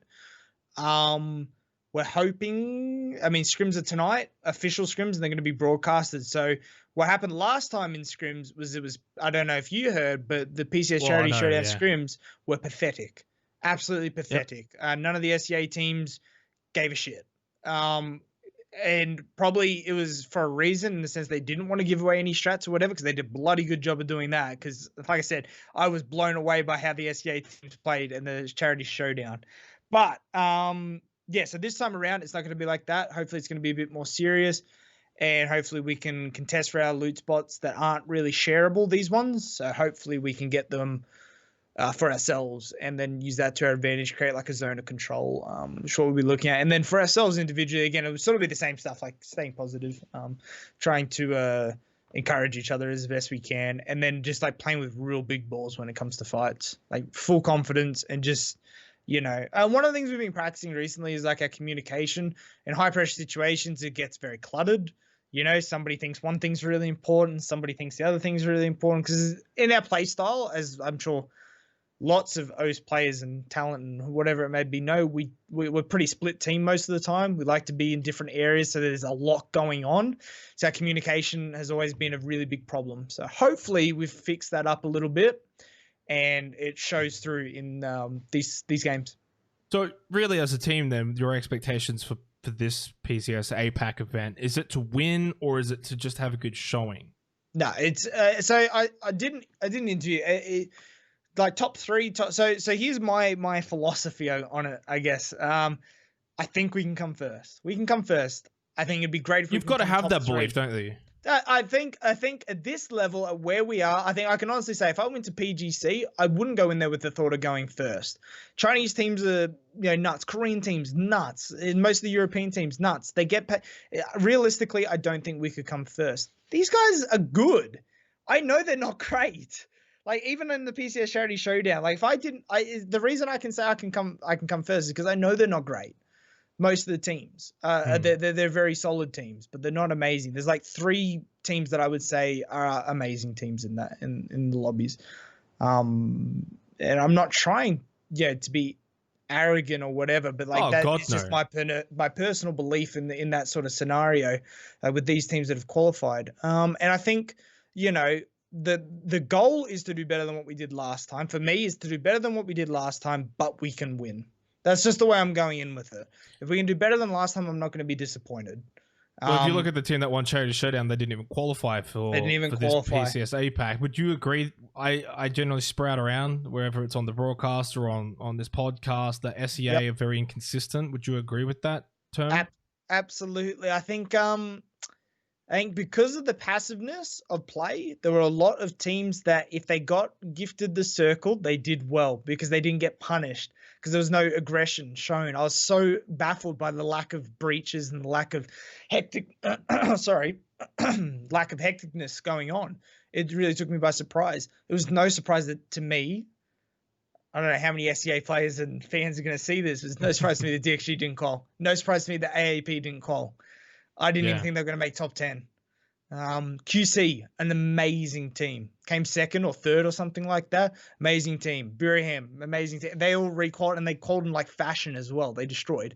And it's just like... But even teams like Birmingham United had a stint, like, that really bad onslaught tournament, for instance. So even the top teams in SEA do struggle with gaining that consistency, which I would say has been one of the traits that the Oceania teams, especially yourselves and, for example, Athletico, have been able to have. Different region, different play style, but it's still something that you can say, all right, we've been consistent where we can be, right? At the end of the day, it's not your fault what region you're in and who you're playing against. That's right. And I think that comes down to as well why I don't think SEA, like, the shining days of Armory Gaming and stuff like that at Faceit, like the SEA have had some good results. They've had some great, even Nations Cup, I think Vietnam came like third or something like that. So they have talented players and talented, teams. But the problem is that like I'd like to think, I think it's like the meta, right? Like they don't play to one sort of meta. Like I'm baffled that the Charity Showdown was so passive. Yet then I watch Onslaught and everybody's like they're so aggressive. I think that's why there's that inconsistency of some teams are succeeding. You can't really gauge what's going on half the time because the meta's always changing and that's throwing people off. And I think that's why they're not slowly improving as a region to the point where at an international level they're destroying. They have these players that play 10 hours a day. They have funding behind them. I don't get why they aren't up there with Korea and China and Europe, and I believe that is potentially the reason. So you would believe if the funding was there for, say, OCE, yep, the region would be better than SEA? Region would be better than SEA. Ooh. I'm saying if they've I'd say obviously right now that would be no. No, that'd be no. Yeah. With the funding, with the ability to play 10 hours a day, if like I'm not just saying like one or two teams here. I'm saying like a whole, at least 16 teams, because really you're only as strong as the competition you play against. If it's like in a hypothetical world, Fury and Athletico can do this where they get funding and they can play every day, they'll be strong, but everyone else is going to be weak. So therefore, everyone else is going to be weak. Yeah, you don't quite get as strong. Take me a year and a half back and ask me that same question, I'd say yes, we could be stronger. We have the players, we have the talent, we have the teams. Like that was back when the best of the best of us were playing. A lot of those players have left because there's no more, or they felt like there wasn't the opportunity or wasn't worth it, whatever it may be.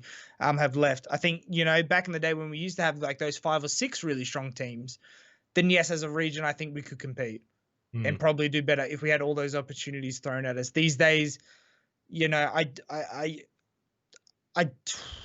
gotta be careful with what I say here, but like, yeah, it clearly seems to be that Well, your opinion is valid. I mean, you've been around the block, and we've both seen this region have its highs and have its lows, and I think it's fair to say right now it's at its weakest point. Right? Yeah, that's right. That's pretty much what I was gonna say. Is that like there is only those 2 strong teams at the moment. I think that stand out, like Fury and Astra. I mean, Bay are there. They have the potential. Like I don't doubt that they. Well, that was calamity. That qualifiers. And I've said to like multiple people, like, yes, it's a mix of them having like only just become a team. The other thing as well, like I'm not trying to toot my own horn, but they ran into us 4 times on the first night. Us, like. I mean, we don't even run into Astra that many times. Like, do you know what I mean? Like, we do get a lot of points from the weaker teams. They didn't. The first team they ran into, like 4 of those games, was us. It was like insane. And maybe it was the second or third team, which again, like they haven't even racked up the points of the kills or whatever. So, and that is a pretty even fight. And I think we just happened to get on top of those trades a bit better, which maybe got in their head. They had a really slow start because they did run into us so many times. The last night, they had as many opportunities as they wanted. I think there were mental problems going on there, and they felt like maybe they couldn't come. I don't know. I'm not them. I don't know what they were you look at that, and then you also look at Bliss's performance in just the qualifiers for the qualifier, and obviously not even making it out of the groups. Like this, when Bay made it very evident that they were going to shit the bed from the beginning in the final 16, I was like, who the fuck is going to take this 3rd spot? Like, this is now open for anyone, which is good in a way from a viewership standpoint, because I think it makes it exciting. But from a region standpoint, in days gone past, you'd say, well, this team's going to slot in. They're next in line. You couldn't say that now. In the end, it was CARNAGE, and I don't know how well they're going to do over at PCS APAC. I'm very intrigued to see how they perform, because really, they're not going to have expectations that maybe like in Charity Showdown, a team like Ferox would have had, right? So they can play with free will. My biggest concern for CARNAGE, I mean, again, this is coming out like after we start, which will be, I feel confident saying. You're either going to be wrong or right here. Right, exactly. Well, it's not even like I don't even think I'm saying that they're going to. I'm not just going to say they're going to show. The biggest challenge that they're going to face is that they're actually a team that has had a set loot spot for a very long time. If you noted like CARNAGE and then the Fury and whatever, they hadn't often changed their loot spot. And they're actually coming in from the east side of Miramar. And I don't think I think they did Minas for a little while, but we took it away from them as shift. And then they never went back there. They've either been El Pozo or Monte Nuevo, if I'm not wrong, both on the west side of the map. They're going Impala for PCS. I think that's going to throw them off a lot because they're a team that, you know, has excelled from knowing their loot spot. Like, but how long have they done South George for? Insane. Like an insane amount of time. And they don't feel confident leaving. They're going to contest the #1 Thailand team for it. Are they going to, so they're going to contest? They're going, as far as I'm aware, MSC in the scrim sets they've been doing have actually been leaving it for them to go to North George. But that, let's be real, we both know that doesn't necessarily mean no. So you know, that's right, because CARNAGE even like because we're really good mates with CARNAGE, like all the CARNAGE, so we always talk about it and stuff like that. No collusion, hands up, I'm free. I wouldn't give a shit. Yeah, exactly. But bloody so they were saying, they were even thinking like before, if Onsite wasn't going ahead and they were still contesting or whatever, they weren't even going to contest for PCS scrims and then just like contest on the day. So I mean, like, that could be doing what MSC's doing. Yeah. So there's they need South George. They can't go, like, they haven't played from anywhere else on the map. I don't think they know how to. I think that's what's going to be their biggest challenge. I'm not going to say that they're going to do bad or they're going to struggle and because of that, but that's what strikes me, and that's what we have done. If we've tried to do, we've looted Gatka. As soon as PCS Charity Showdown finished, we were like, we don't know the map as well as we do. We got put in situations that, like, you know, the La Cobb circles we kept getting.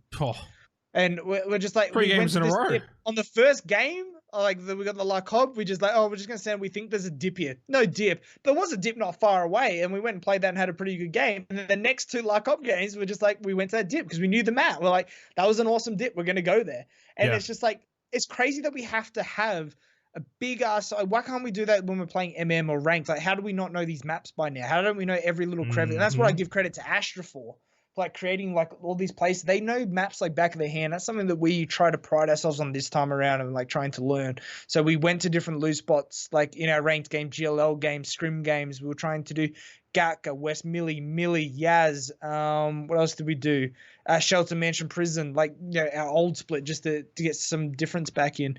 Trying to do these big rats coming from the other side of the zone for phase 2, just to see what a different perspective is coming on a different side. It's such a really powerful tool to have as a team if you know where all these dips are, and especially when you get circles that are in very open areas of the map and you look at it on like the actual in-game map and you're like, oh fuck, where do we go? But then if you're like Astra, who know these sort of places, they can be like, well, there's a dip here, like we can go to that dip and we're fine, but on the map you don't see anything. And then from there you get such a big advantage. But how, as you said, do you really go ahead and learn every single little dip, crevice, or whatever on both Miramar and Erangel? Take you forever. The thing as well is, like, I feel like you have to have a positive or maybe even a negative experience in that place to let it sink in as well. Because like the big part is that, you know, all these calls, these, you know, to go to those dips and stuff are normally happening at high pressure situations, or like you don't have much time and it has to be quick, sharp. And so you need to memorizing exactly where you need to put your vehicle or how to drive there, what's the safest route, how you're going to crash if there's people, whatever it may be. It's just like, it's just you need to have a positive experience there as well, or a negative one to remember it, like to lock it in that brain that, hey, this is a spot that we can play or crash or whatever. So you think then for CARNAGE that because they're going to change them off, that's the main thing, right? But also at the same time, then they can use that as a learning experience and gain a bit more of a familiar territory of that region of the map around Impala. And then who knows, maybe we get a whole bunch of Eastern circles on Miramar. That's right. And if that happens and they can, you know, maybe they've already been selected, because like they've been going Impala recently. If it only took them 3 weeks to be comfortable to come in from the east side of the map and whatnot, then hats off to that's insane. That's crazy. That's hard work. That's dedication. That's, you know, a lot of time and a lot of effort put into that. And if it works for them, then hats off to them. I'll be so impressed. You know, like, it could also go very poorly, and I hope it doesn't, because I love the guys. Do you think they should play aggressive, like for them, right? Because they're such an interesting topic in this tournament. I can't wait to actually just see how they perform, because they do like that international experience. Obviously, this is not a LAN, but it's still a very different environment for them. If they end up going in with the mentality of like trying to play passively and just letting everything happen around them, I feel like that gives into what SCA do best and creating that chaos situation. They almost need to play aggressive and pack themselves in, and even to a degree, and not just them, but even probably you guys, Astra, like breaching compounds, phase 2, 3, something that SCA teams do. Maybe something you guys might have to adapt and introduce into your tool set. That's exactly right. I mean, I would urge them not to do something they're not comfortable with in terms of the aggression side of things, because as soon as you do that, it's just messy. Like that's where you go back like after the event, and you might want to try the really aggressive route, do some things out of your comfort zone, but then if you struggle, why, and then you go back, like, okay, you make sure that leading into the next event, you practice the shit out of it. And that's what we're doing. We realize, like, holy crap, we're getting forced in these situations that we don't like. We're not comfortable. We don't know what we're doing. And it's like, okay, how us with so much experience, so much time on this game are unsure of what we're doing? And that's like, okay, we need to stop that from ever happening again. That's our number one priority. Like, that's crazy. And that's what, that they might take in and go into this event with. They'll just be like, okay, maybe we do go all out aggressive, see what works, see what doesn't work, what were we already proficient at, what weren't we, and then fine tune the ones that they weren't so great at. Well, this is the problem for a team like CARNAGE, more so than Fury and Astra, is that they're in a position where you either have to go into this tournament as CARNAGE, to either learn from it or to try and win, or to do as best as you can. The problem with going into this, if you're a team like CARNAGE and trying to learn from this, and it's like playing a certain way where it's like, okay, well, let's see how this goes. Let's see if we can learn from this tournament. They're no guarantee to come back to this level of event, right? They're a good team, don't get me wrong, but like, you kind of expect the next phase, Bay's going to pick their game up, other teams are going to pick their game up. They're no certainty. They're not a lock. I mean, even you guys and Astro are not a lock, but you're more likely to. So then that in itself might change their mindset, where it's like, okay, well, this is our only shot. This is our only opportunity to perform internationally, make a bit of money, put our names out there.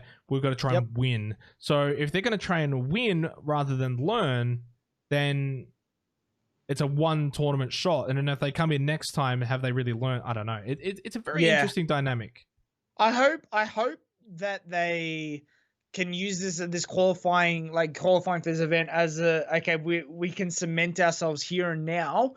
If we do use the learning and the experience, I'd rather them think not as this is like a one shot, let's go for the win. I would rather see them like think of it as okay, let's use this to make sure we cement ourselves top 3. Use all this experience, learn from Astra, learn from Fury, learn from QC, learn from all these guys that we're versing. Take some things into consideration. Monty's finishing school soon, so he can go ham. And like Rain has a job. It's like, this is what I mean. Like I literally, if I could look at everybody, all the teams that don't have a job or don't study or whatever, and just be like, okay, all right, who's performing and who's not? I bet you the teams that are performing just simply ones that had the most time, like to play and to not even necessarily to play, but to study. Like, I think that's like a really big thing that a lot of teams forget about. Like, we don't do it so much more these days, but like we used to put hours into hours into hours, like every week of just VOD reviews, just, PUBG.sa like rotates and all these things, places we can play, places we can't, understanding how we're communicating, how we can communicate better and more effectively, how we can play a specific situation that much better.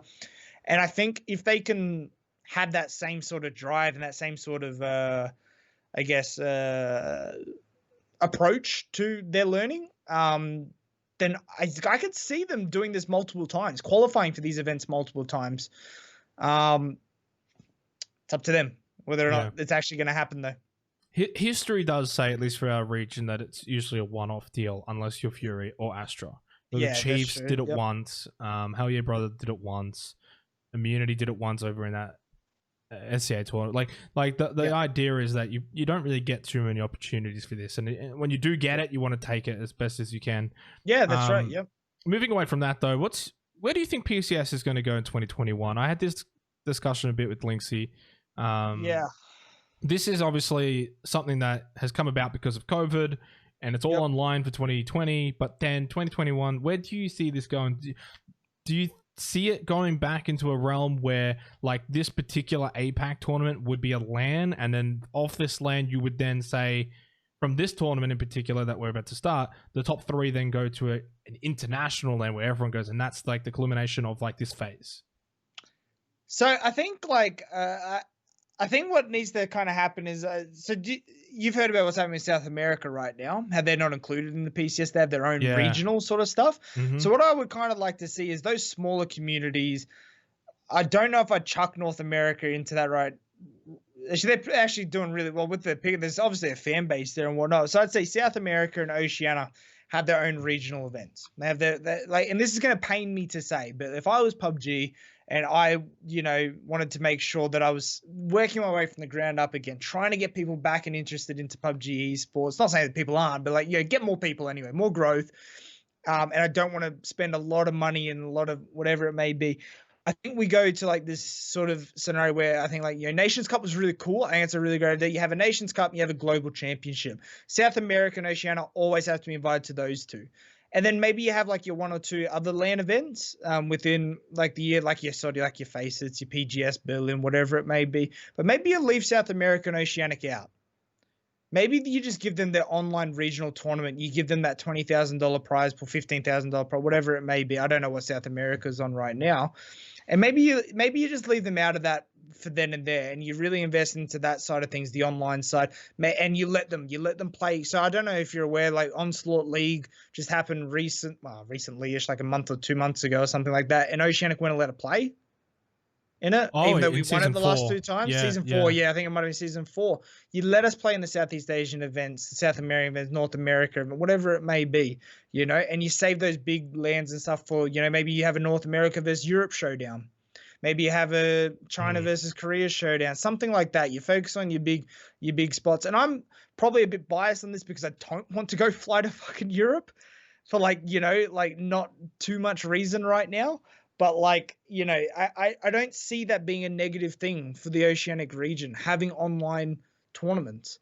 But like for good prize money, not for like insane, like, $200K US or whatever, like that would be nice, 100%. But I could see that being better off for most Oceanic teams, having like a $30K US event spread amongst the top 6 teams. That's better than like one Oceanic team potentially getting a chance at the $200K US. So you'd advocate for APAC and OC, like for APAC to split back then and have SCA and OCE separate again? I would love to stay. Okay, so yeah, so I guess I personally would love to stay with APAC in that grand scheme of things and like be involved. And we have our own, regional qualifiers to go to, your PGS or whatever they're going to call it for the next one, the miniature ones that are huge, but not the globals, if you know what I mean. I think that would be really cool when that's allowed. And I would love to have inter ones between just SEA and OATS lands. That would interest me a lot. Not ones over in Europe where everybody gets to go. All right, can you save that for Nations Cup and just one Global Championships event? That's what I'm advocating for. So, Faceit, how everybody got to go? Yeah. Like China, Korea, everybody was there. I don't think we should go back to that. I'd like to see more regional. Like the PUBG Global Championship. Just one Global Championship at the end of the year. It builds hype, builds like, sustainability within the regions as well. Like, you can advocate, therefore, if it is just OS and SEA, you can advocate for OS orgs to come back and join in.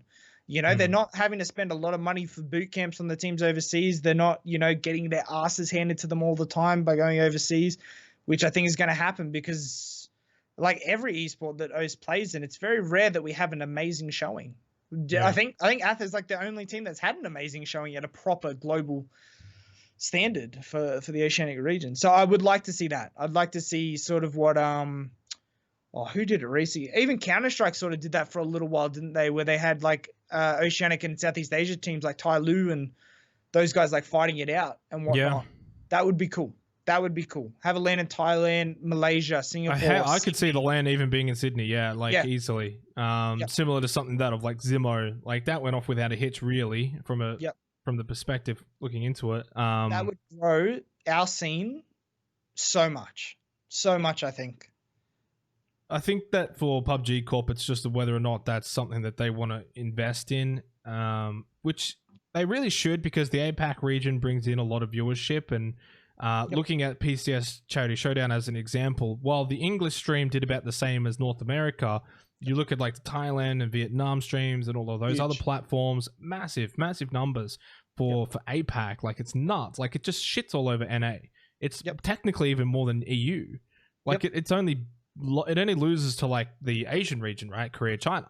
So when you look at it in that perspective, there is a lot there to sort of reach out to. The thing is, if you look at like the Australian organizations, really what do they gain from it? What do they gain the way I would look at it though is they gain more marketplace in the APAC/SEA region, right? When you look at other which can other be huge. esports titles, CS:GO and Rainbow are like, you know, expanding as to this APAC. Like, then it's like, I don't know, if you're like a Chiefs and you've got like, or not even a Chiefs, like who's someone who does all three? I don't think there's anyone who does all three. Like a Rainbow, CS, and PUBG. Imagine you're like Chiefs and you got all three titles, and you got a team in all three titles that are all competing in APAC, that are all competing in SEA. That opens up your sponsorship. Exactly. Everything. Like, you don't even have to like limit yourself to just the Australian endemic brands and whatnot. You can branch out to the Southeast Asian communities who you know, who are obviously very invested into esports. There's a lot of brands and a lot of teams who are pouring heaps of money into PUBG that I would be like, whoa, that's like insane. And that could potentially, you know, jump onto these Oceanic teams and whatnot if we were to combine our regions. And the other thing that gets me as well, if they're willing to put 200,000 to every regional event, you know, and they keep it regional, the flights are a little bit cheaper. Yeah, accommodation's probably a bit cheaper. You don't have to have people there for as long because it's not like we're that far away from Thailand and, you know, Malaysia and Singapore and stuff like that. So it's cheaper in that sense, and just lower the price pool, pay for everybody's flights and accommodation. It's probably going to come, okay, it's because it's a land, you got to pay staff and everything like that. It's definitely not going to come to the same price, but it's not going to be as expensive as, say, hosting 4 completely global in Sweden's, in Germany's, like that sort of thing. Yeah. On a grand scale. And not only that, it's going to be better for viewers because the people who want to watch and are super, super duper interested, it's going to be in their time zone. Yeah, exactly. I didn't watch PGC live at all. I had to watch VODs, which is the same. Faceit, GLL, all of that's at like 3, 4 in the morning. Somebody's going to miss out. And we have a real opportunity here to stay with SEA in the APAC region, and try and grow those together in you know, harmony. Well, even Korea's on the same time zone as us as well. Exactly, Korea is spot APAC. on. Yeah. So I mean, there's a lot of potential, and the ping to Korea is not bad. I would love to see you know, an Eastern that's the thing. Sort of. There's a world where you could easily have teams from Korea, maybe not the T1 teams, but like even T2 teams, come down to APAC, and everyone sort of meets in the middle. You got OCE teams go up, Korea teams come down, and obviously the SEA teams stay put. And you could easily have a Eastern tournament there that would be sort of like, I guess, the Eastern version of like a GLL Grand Slam, but in this case, it's like with an insane amount of viewers. I don't know. Oh, it would shit all over GLL. I don't get PUBG. I don't know why this hasn't even happened. Like, I don't understand. There are logistics to it though that make it difficult to do, right? Like everyone knows, there's no like formal PUBG esports office in Southeast Asia. They get like geek events to do a lot of the stuff. So there's a big reason, but the investment is sitting there. If they want to do it, I feel like that's better than putting money into an NA LAN or something like that. Like for us to go to NA, sorry, NA. Like I want NA to have LANs, but I mean, like with us to go to there, makes way less sense. Yeah, to America's LAN than us to join in with SEA, whatever, do a LAN there. English isn't a huge problem between, you know, SEA and Australia. You can make it work. You can definitely make it work. And then, I mean, it shows because we're in a region right now, and the first APAC event wasn't too shabby. And so, it can work, and it would be fantastic for us. I'm very biased on that. It would be fantastic for us, but I see it being fantastic for SEA. More LANs, more events, more fans for them to, like, you know, get behind, more events that they can rock up to and watch live. Do you think a large portion of the reason why this hasn't happened is because from what it seems, the SEA players don't like the OCE players? I haven't heard that. Well, look, from my knowledge, and I'm happy to disclose this, is that in the past, PUBG have tried to get OCE and SEA combined earlier than what has now only just taken place with PCS. And SEA were the ones who said no, they don't want to do it. They don't want to play against OCE teams. Now, from their perspective, maybe it's not a personal, maybe it's just a ping. Maybe they don't want to have to deal with OCE teams coming in who are on 100 to 130 ping or whatever. It's not massive, but it is something that they don't have to deal with playing against their own regions. And they actually do that. There's also play style as well. differences, things like that. Look, I don't know the inner workings of SEA, and I don't want to go around saying that they hate OCE, but there has been a push from them to not play with OCE, and it's only until PCS, APAC, Charity Showdown, all this stuff that's happening now, has it finally really opened up. I mean, there's a reason why Onslaught Scrims were like, no, we don't want OCE teams anymore. Yeah. You know, well, that's very interesting. I haven't heard that because like with Onslaught stuff, like we know most of the TO, Scrim. I wouldn't call them TO. I mean, they are, but like the Scrim TOs and whatnot, and a lot of the other, some of the geek guys, obviously, we're in touch with now through the PCS Charity Showdowns and whatnot.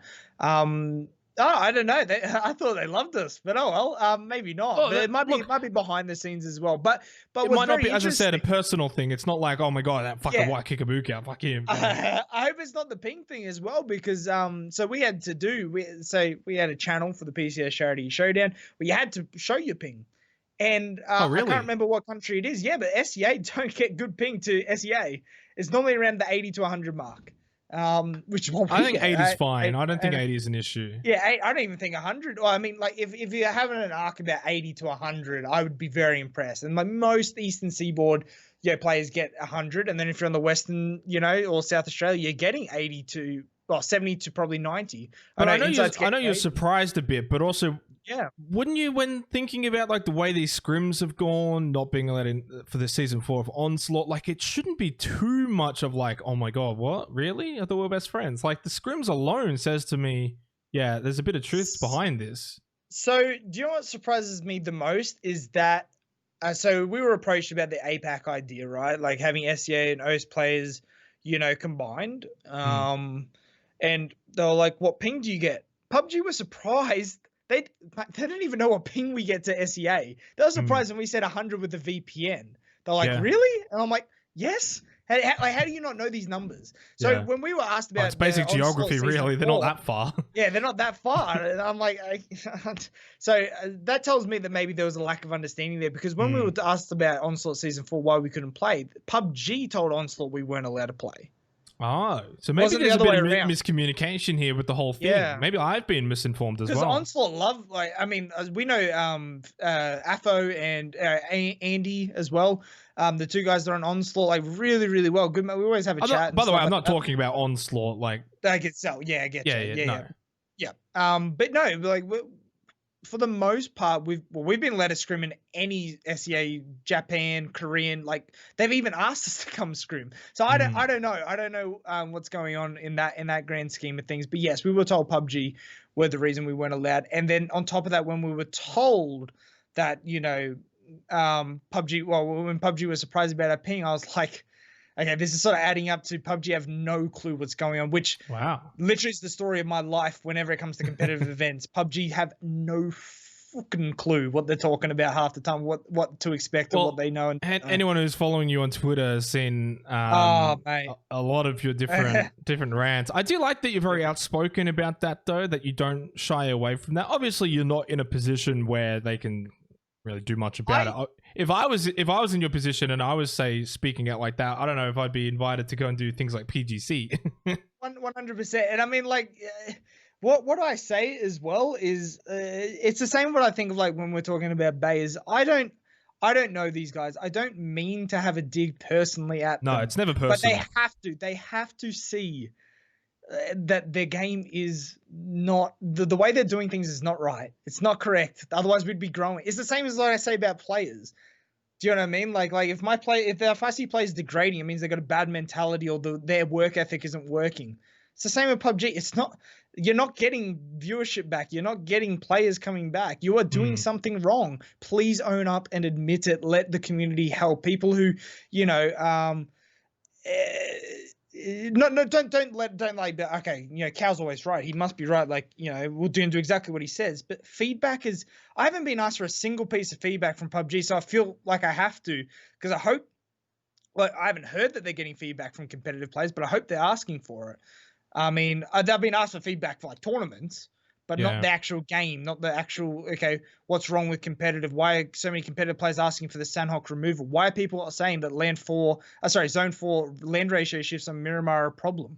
I haven't heard anything. I haven't seen a post. I haven't seen anything. Land ratio is a huge problem for PUBG right now on Okay. Miramar and was Sanhok. I'm going to give you a bit of an example here, and I hope I'm allowed to say this, but it's Rainbow related rather than PUBG related. But like recently, like 2 nights ago, they started their new regional stuff with like NA, EU, etc. Whatever. They started their new tournament. Yep. And literally the day after, one of the Ubisoft guys went into one of the Discords I'm in with all of the competitive players in Oceania and was like, "Hey guys, want all your feedback about this, and this. What are your thoughts? Blah blah blah. Let us know." There was a recent change that happened with the Faceit. That Faceit have taken over one of the Rainbow stuff or whatever. And one of the biggest things that happened was they, for whatever reason, the client that they were playing on showed points. It's like if you injure someone, it shows like plus 15 points or whatever, and that's fine in casual, but in ranked it gives you a fuckload of information. All the players were like, "What the hell? Why is this happening?" And then they immediately, like the same day, reverted it, and it was like, "Oh, you know, we hear you, we changed it, blah blah blah." That's how it should be done, and I think that's where you're sitting there like, why can't PUBG do that? Well, exactly, because if I remember correctly, Rainbow was in a pretty shitty state. It was, right? Yeah. It was, and so they recognized that and started listening. And now they it's took an entire year. It was like Operation Health or something. Yeah. They did, and it was an entire year. Like we're not just talking 3 months. Like they spent an entire year fixing everything that was wrong with the game. Went over the core aspects of it. Tried to improve the esports part of it, and it's now one of the fastest growing esports in the world. Well and truly, yep, that's exactly right. And it's up to PUBG when they want to do that. I mean, the only argument that I can come up against is that the Eastern world doesn't view it the same way we do. But like I shared a poll last night. Oh, it wasn't my poll, sorry, but about a poll. A tweet about a poll that one of the the leakers, one of the player IGN, they posted, and there was a pretty self-explanatory poll put up. Are you excited? Are you not? Do you think it's silly? And it was almost spot on with the way the Eastern world saw it to the way that we saw it. And I'm like, I wonder how many more of the way the Western world views PUBG, because it's very, I don't think there's anybody who disagrees in the way that the Western world views PUBG. Like all the Western world's pretty much together on most aspects, right? Yeah. And so do the Eastern see it? I don't know. I don't have contacts within Eastern, and PUBG don't put 2 and 2 together and tell us, oh, this is exactly what China thinks, so we're not going to do that change. That poll though does suggest to me that the view might be changing in the Eastern. Might be, and I hope it is. I really do. Just listen to the players. That's why I got frustrated about the community coordinator sort of stuff. Like I said, I'm been around from the get-go. I'm from a small region. I get that, but I've been to so many events. I've played your game for ages. I haven't been asked a single question about what I think about PUBG as a core game. Not once. I haven't. Not once have I ever been asked by a PUBG employee what I think about the core game. What could be done to change and make it better. Esports related though. Esports related. So we've been okay. What do you guys think of Sanhok? What do you guys? Yeah. So absolutely, that's happened before. Primrose was really, really, really awesome at that. And she's like, well, I don't know if her role has shifted. She's still pretty much the head of esports for NA Oceanic sort of thing. Well, I mean, small now. Small. Like she's like the player manager, I think is her official title right now. But she's always asked for feedback stuff. That's why I really respect Prim. But that's why I don't get the role of the community coordinators. I don't understand what that means. That McClutch and Hawkins. Because I won't lie. All I really see Hawkins do is just tweet out like maintenance things and patch changes, and that's about it. Obviously, he responds a lot on the PUBG Reddit and Twitter, and he does a lot of that. So he seems more like an actual community coordinator. He doesn't handle any of the esports stuff. So it's hard to sort of then go to him. Yeah. Because the way that I see it, obviously, is like I'm not in his head. I don't see the emails he sends to PUBG, and I'm sure he's not allowed to say, "Hey, I'm getting turned down every single time." But it's like this feedback's consistent. It goes on and on and on, and nothing gets changed. I'm not saying it's Hawkins' fault for any of those things. I'm saying they need to recognize that it is somebody's. Well, that's the thing. But Hawkins is not the only one. I've spoken about this. As well, I don't know if it was the Lynxy episode or the Extreme one, but basically, you've even got the guys in the NA offices who get turned down things from Korea. That's right. That not everyone on PUBG Corp is on the same page, and I think that's a big reason with what's wrong with the game at the moment. Exactly, that's right. And I know Hawkins, and I know Small, I know all those guys are probably in the exact same boat as us, and they just can't because, like you said, if you started shaming, you know, PUBG. You probably wouldn't be invited to Nations Cup, PGC, to cast or anything like that. As I say with them, they literally work for them. They can't say, yeah, you know, PUBG suck. What are they doing? This is ridiculous decision making by them. I get that. I just like, where is that person? Like you just said, like that just jumps into a Discord and says, hey, why does everybody want this changed? When it becomes a big talking topic, like the land ratio stuff has been a huge talking topic for ages. How long has Sanhok, like this is a recent one, this is the most recent one. Sanhok has been a topic of discussion for a very long time now. The barrel, where the hell is somebody, like as soon as this barrel stuff started, where is somebody jumping in Discord being like, yo, what's going on with the barrel? And I understand it might be happening on Reddit. I'm not a Reddit user. I don't know how many, you know, other maybe I'm just like a minority, but I like to think that there aren't that many other. Yeah, just jump to the Discord where everybody. Well, the main PUBG Reddit isn't competitive related anyway, so it's got nothing really to do about esports, right? Yeah. So where are you getting your feedback? Okay, so what's the next step? You're hearing negative feedback on socials. What's the next step? Because you're not talking to us, and that's wrong. Like, really, like that, you need a representative coming into like underground and high ground and those places, and or even just the Discords that have all the pro teams. Like I know like the NA, EU would have their own Discords with all the teams, etc. for those specific tournaments. It's not that hard to just put out a question where everyone can see it and ask for feedback on a certain point. Like, what do you think of barrel? What do you think of the gun meta? What do you think of the maps? Well, like, should we remove Sandhawk, put in Vikendi, or just have the two? Should we make changes here? What do you think? And I think that while you don't want to cater the game to just the competitive players, you still want their insight, you still want their input, rather than not having it at all. Like, I think of it like this, like at a point, like the esports is doing really, really, really well. And to the point where, you know, I think the viewership numbers of like the esports is almost, okay, like this is including the Eastern, you know, things. And I'm only using Steam charts as like a little bit of an example. This is Eastern viewers and whatnot that, you know, the viewers that watch competitive PUBG, the amount of viewers, that watch competitive PUBG would be up there next to identical, if not more, than the amount of players that play. So the competitive, you know, players bring in a lot of what PUBG has to offer, if you know what I mean by that. Like the casual players and whatnot are watching. They're watching their competitive players. They idolize the competitive players, and they probably, you know, want what in some grand scheme of things. In some ways they probably want, you know, their ideas of the competitive players to come to fruition. Like, obviously, you know, like I hear some competitive players being like, get rid of TPP. And I'm like, okay, that's the dumbest idea I've ever heard. It's like 80% of the player base plays TPP. Why get rid of it? But there can be in between balance sort of things. Like, you know, there have been some really good feedback of like FPP would be the ranked mode, TPP would be the casual. But like, there's ways that you can work around it, and there's different things you can do. But somebody's always going to suffer in that grand scheme of things. But it's not too hard to even just ask the question. And I feel like that's not even being done. They just ask the question of what's happening and, you know, how we can fix it. What are your guys' thoughts and ideas? And I want to hear PUBG Corp. I want to be able to hear. So if Hawkins takes something to PUBG Corp, I want to hear that response. I want to be able to see that, you know, Hawkins, we can't do this because of this. I want to be able to see it, because I feel like they're just saying no. I will say that in the past, and even to now, every now and then, do get asked questions from PUBG Corp about certain things. Not so much related to the game, more so related to events. But the thing is, and I always say, I can't speak for everyone. I can't speak for an entire region. Like, I can give my input as me, but you need to ask them. And I say that every time. Yeah, that's right. And that's all you can do, because that's the way I think. It's like, maybe I'm just like, you know, being the minority here. Maybe people are getting asked exactly how the core game works, and maybe I just don't see that.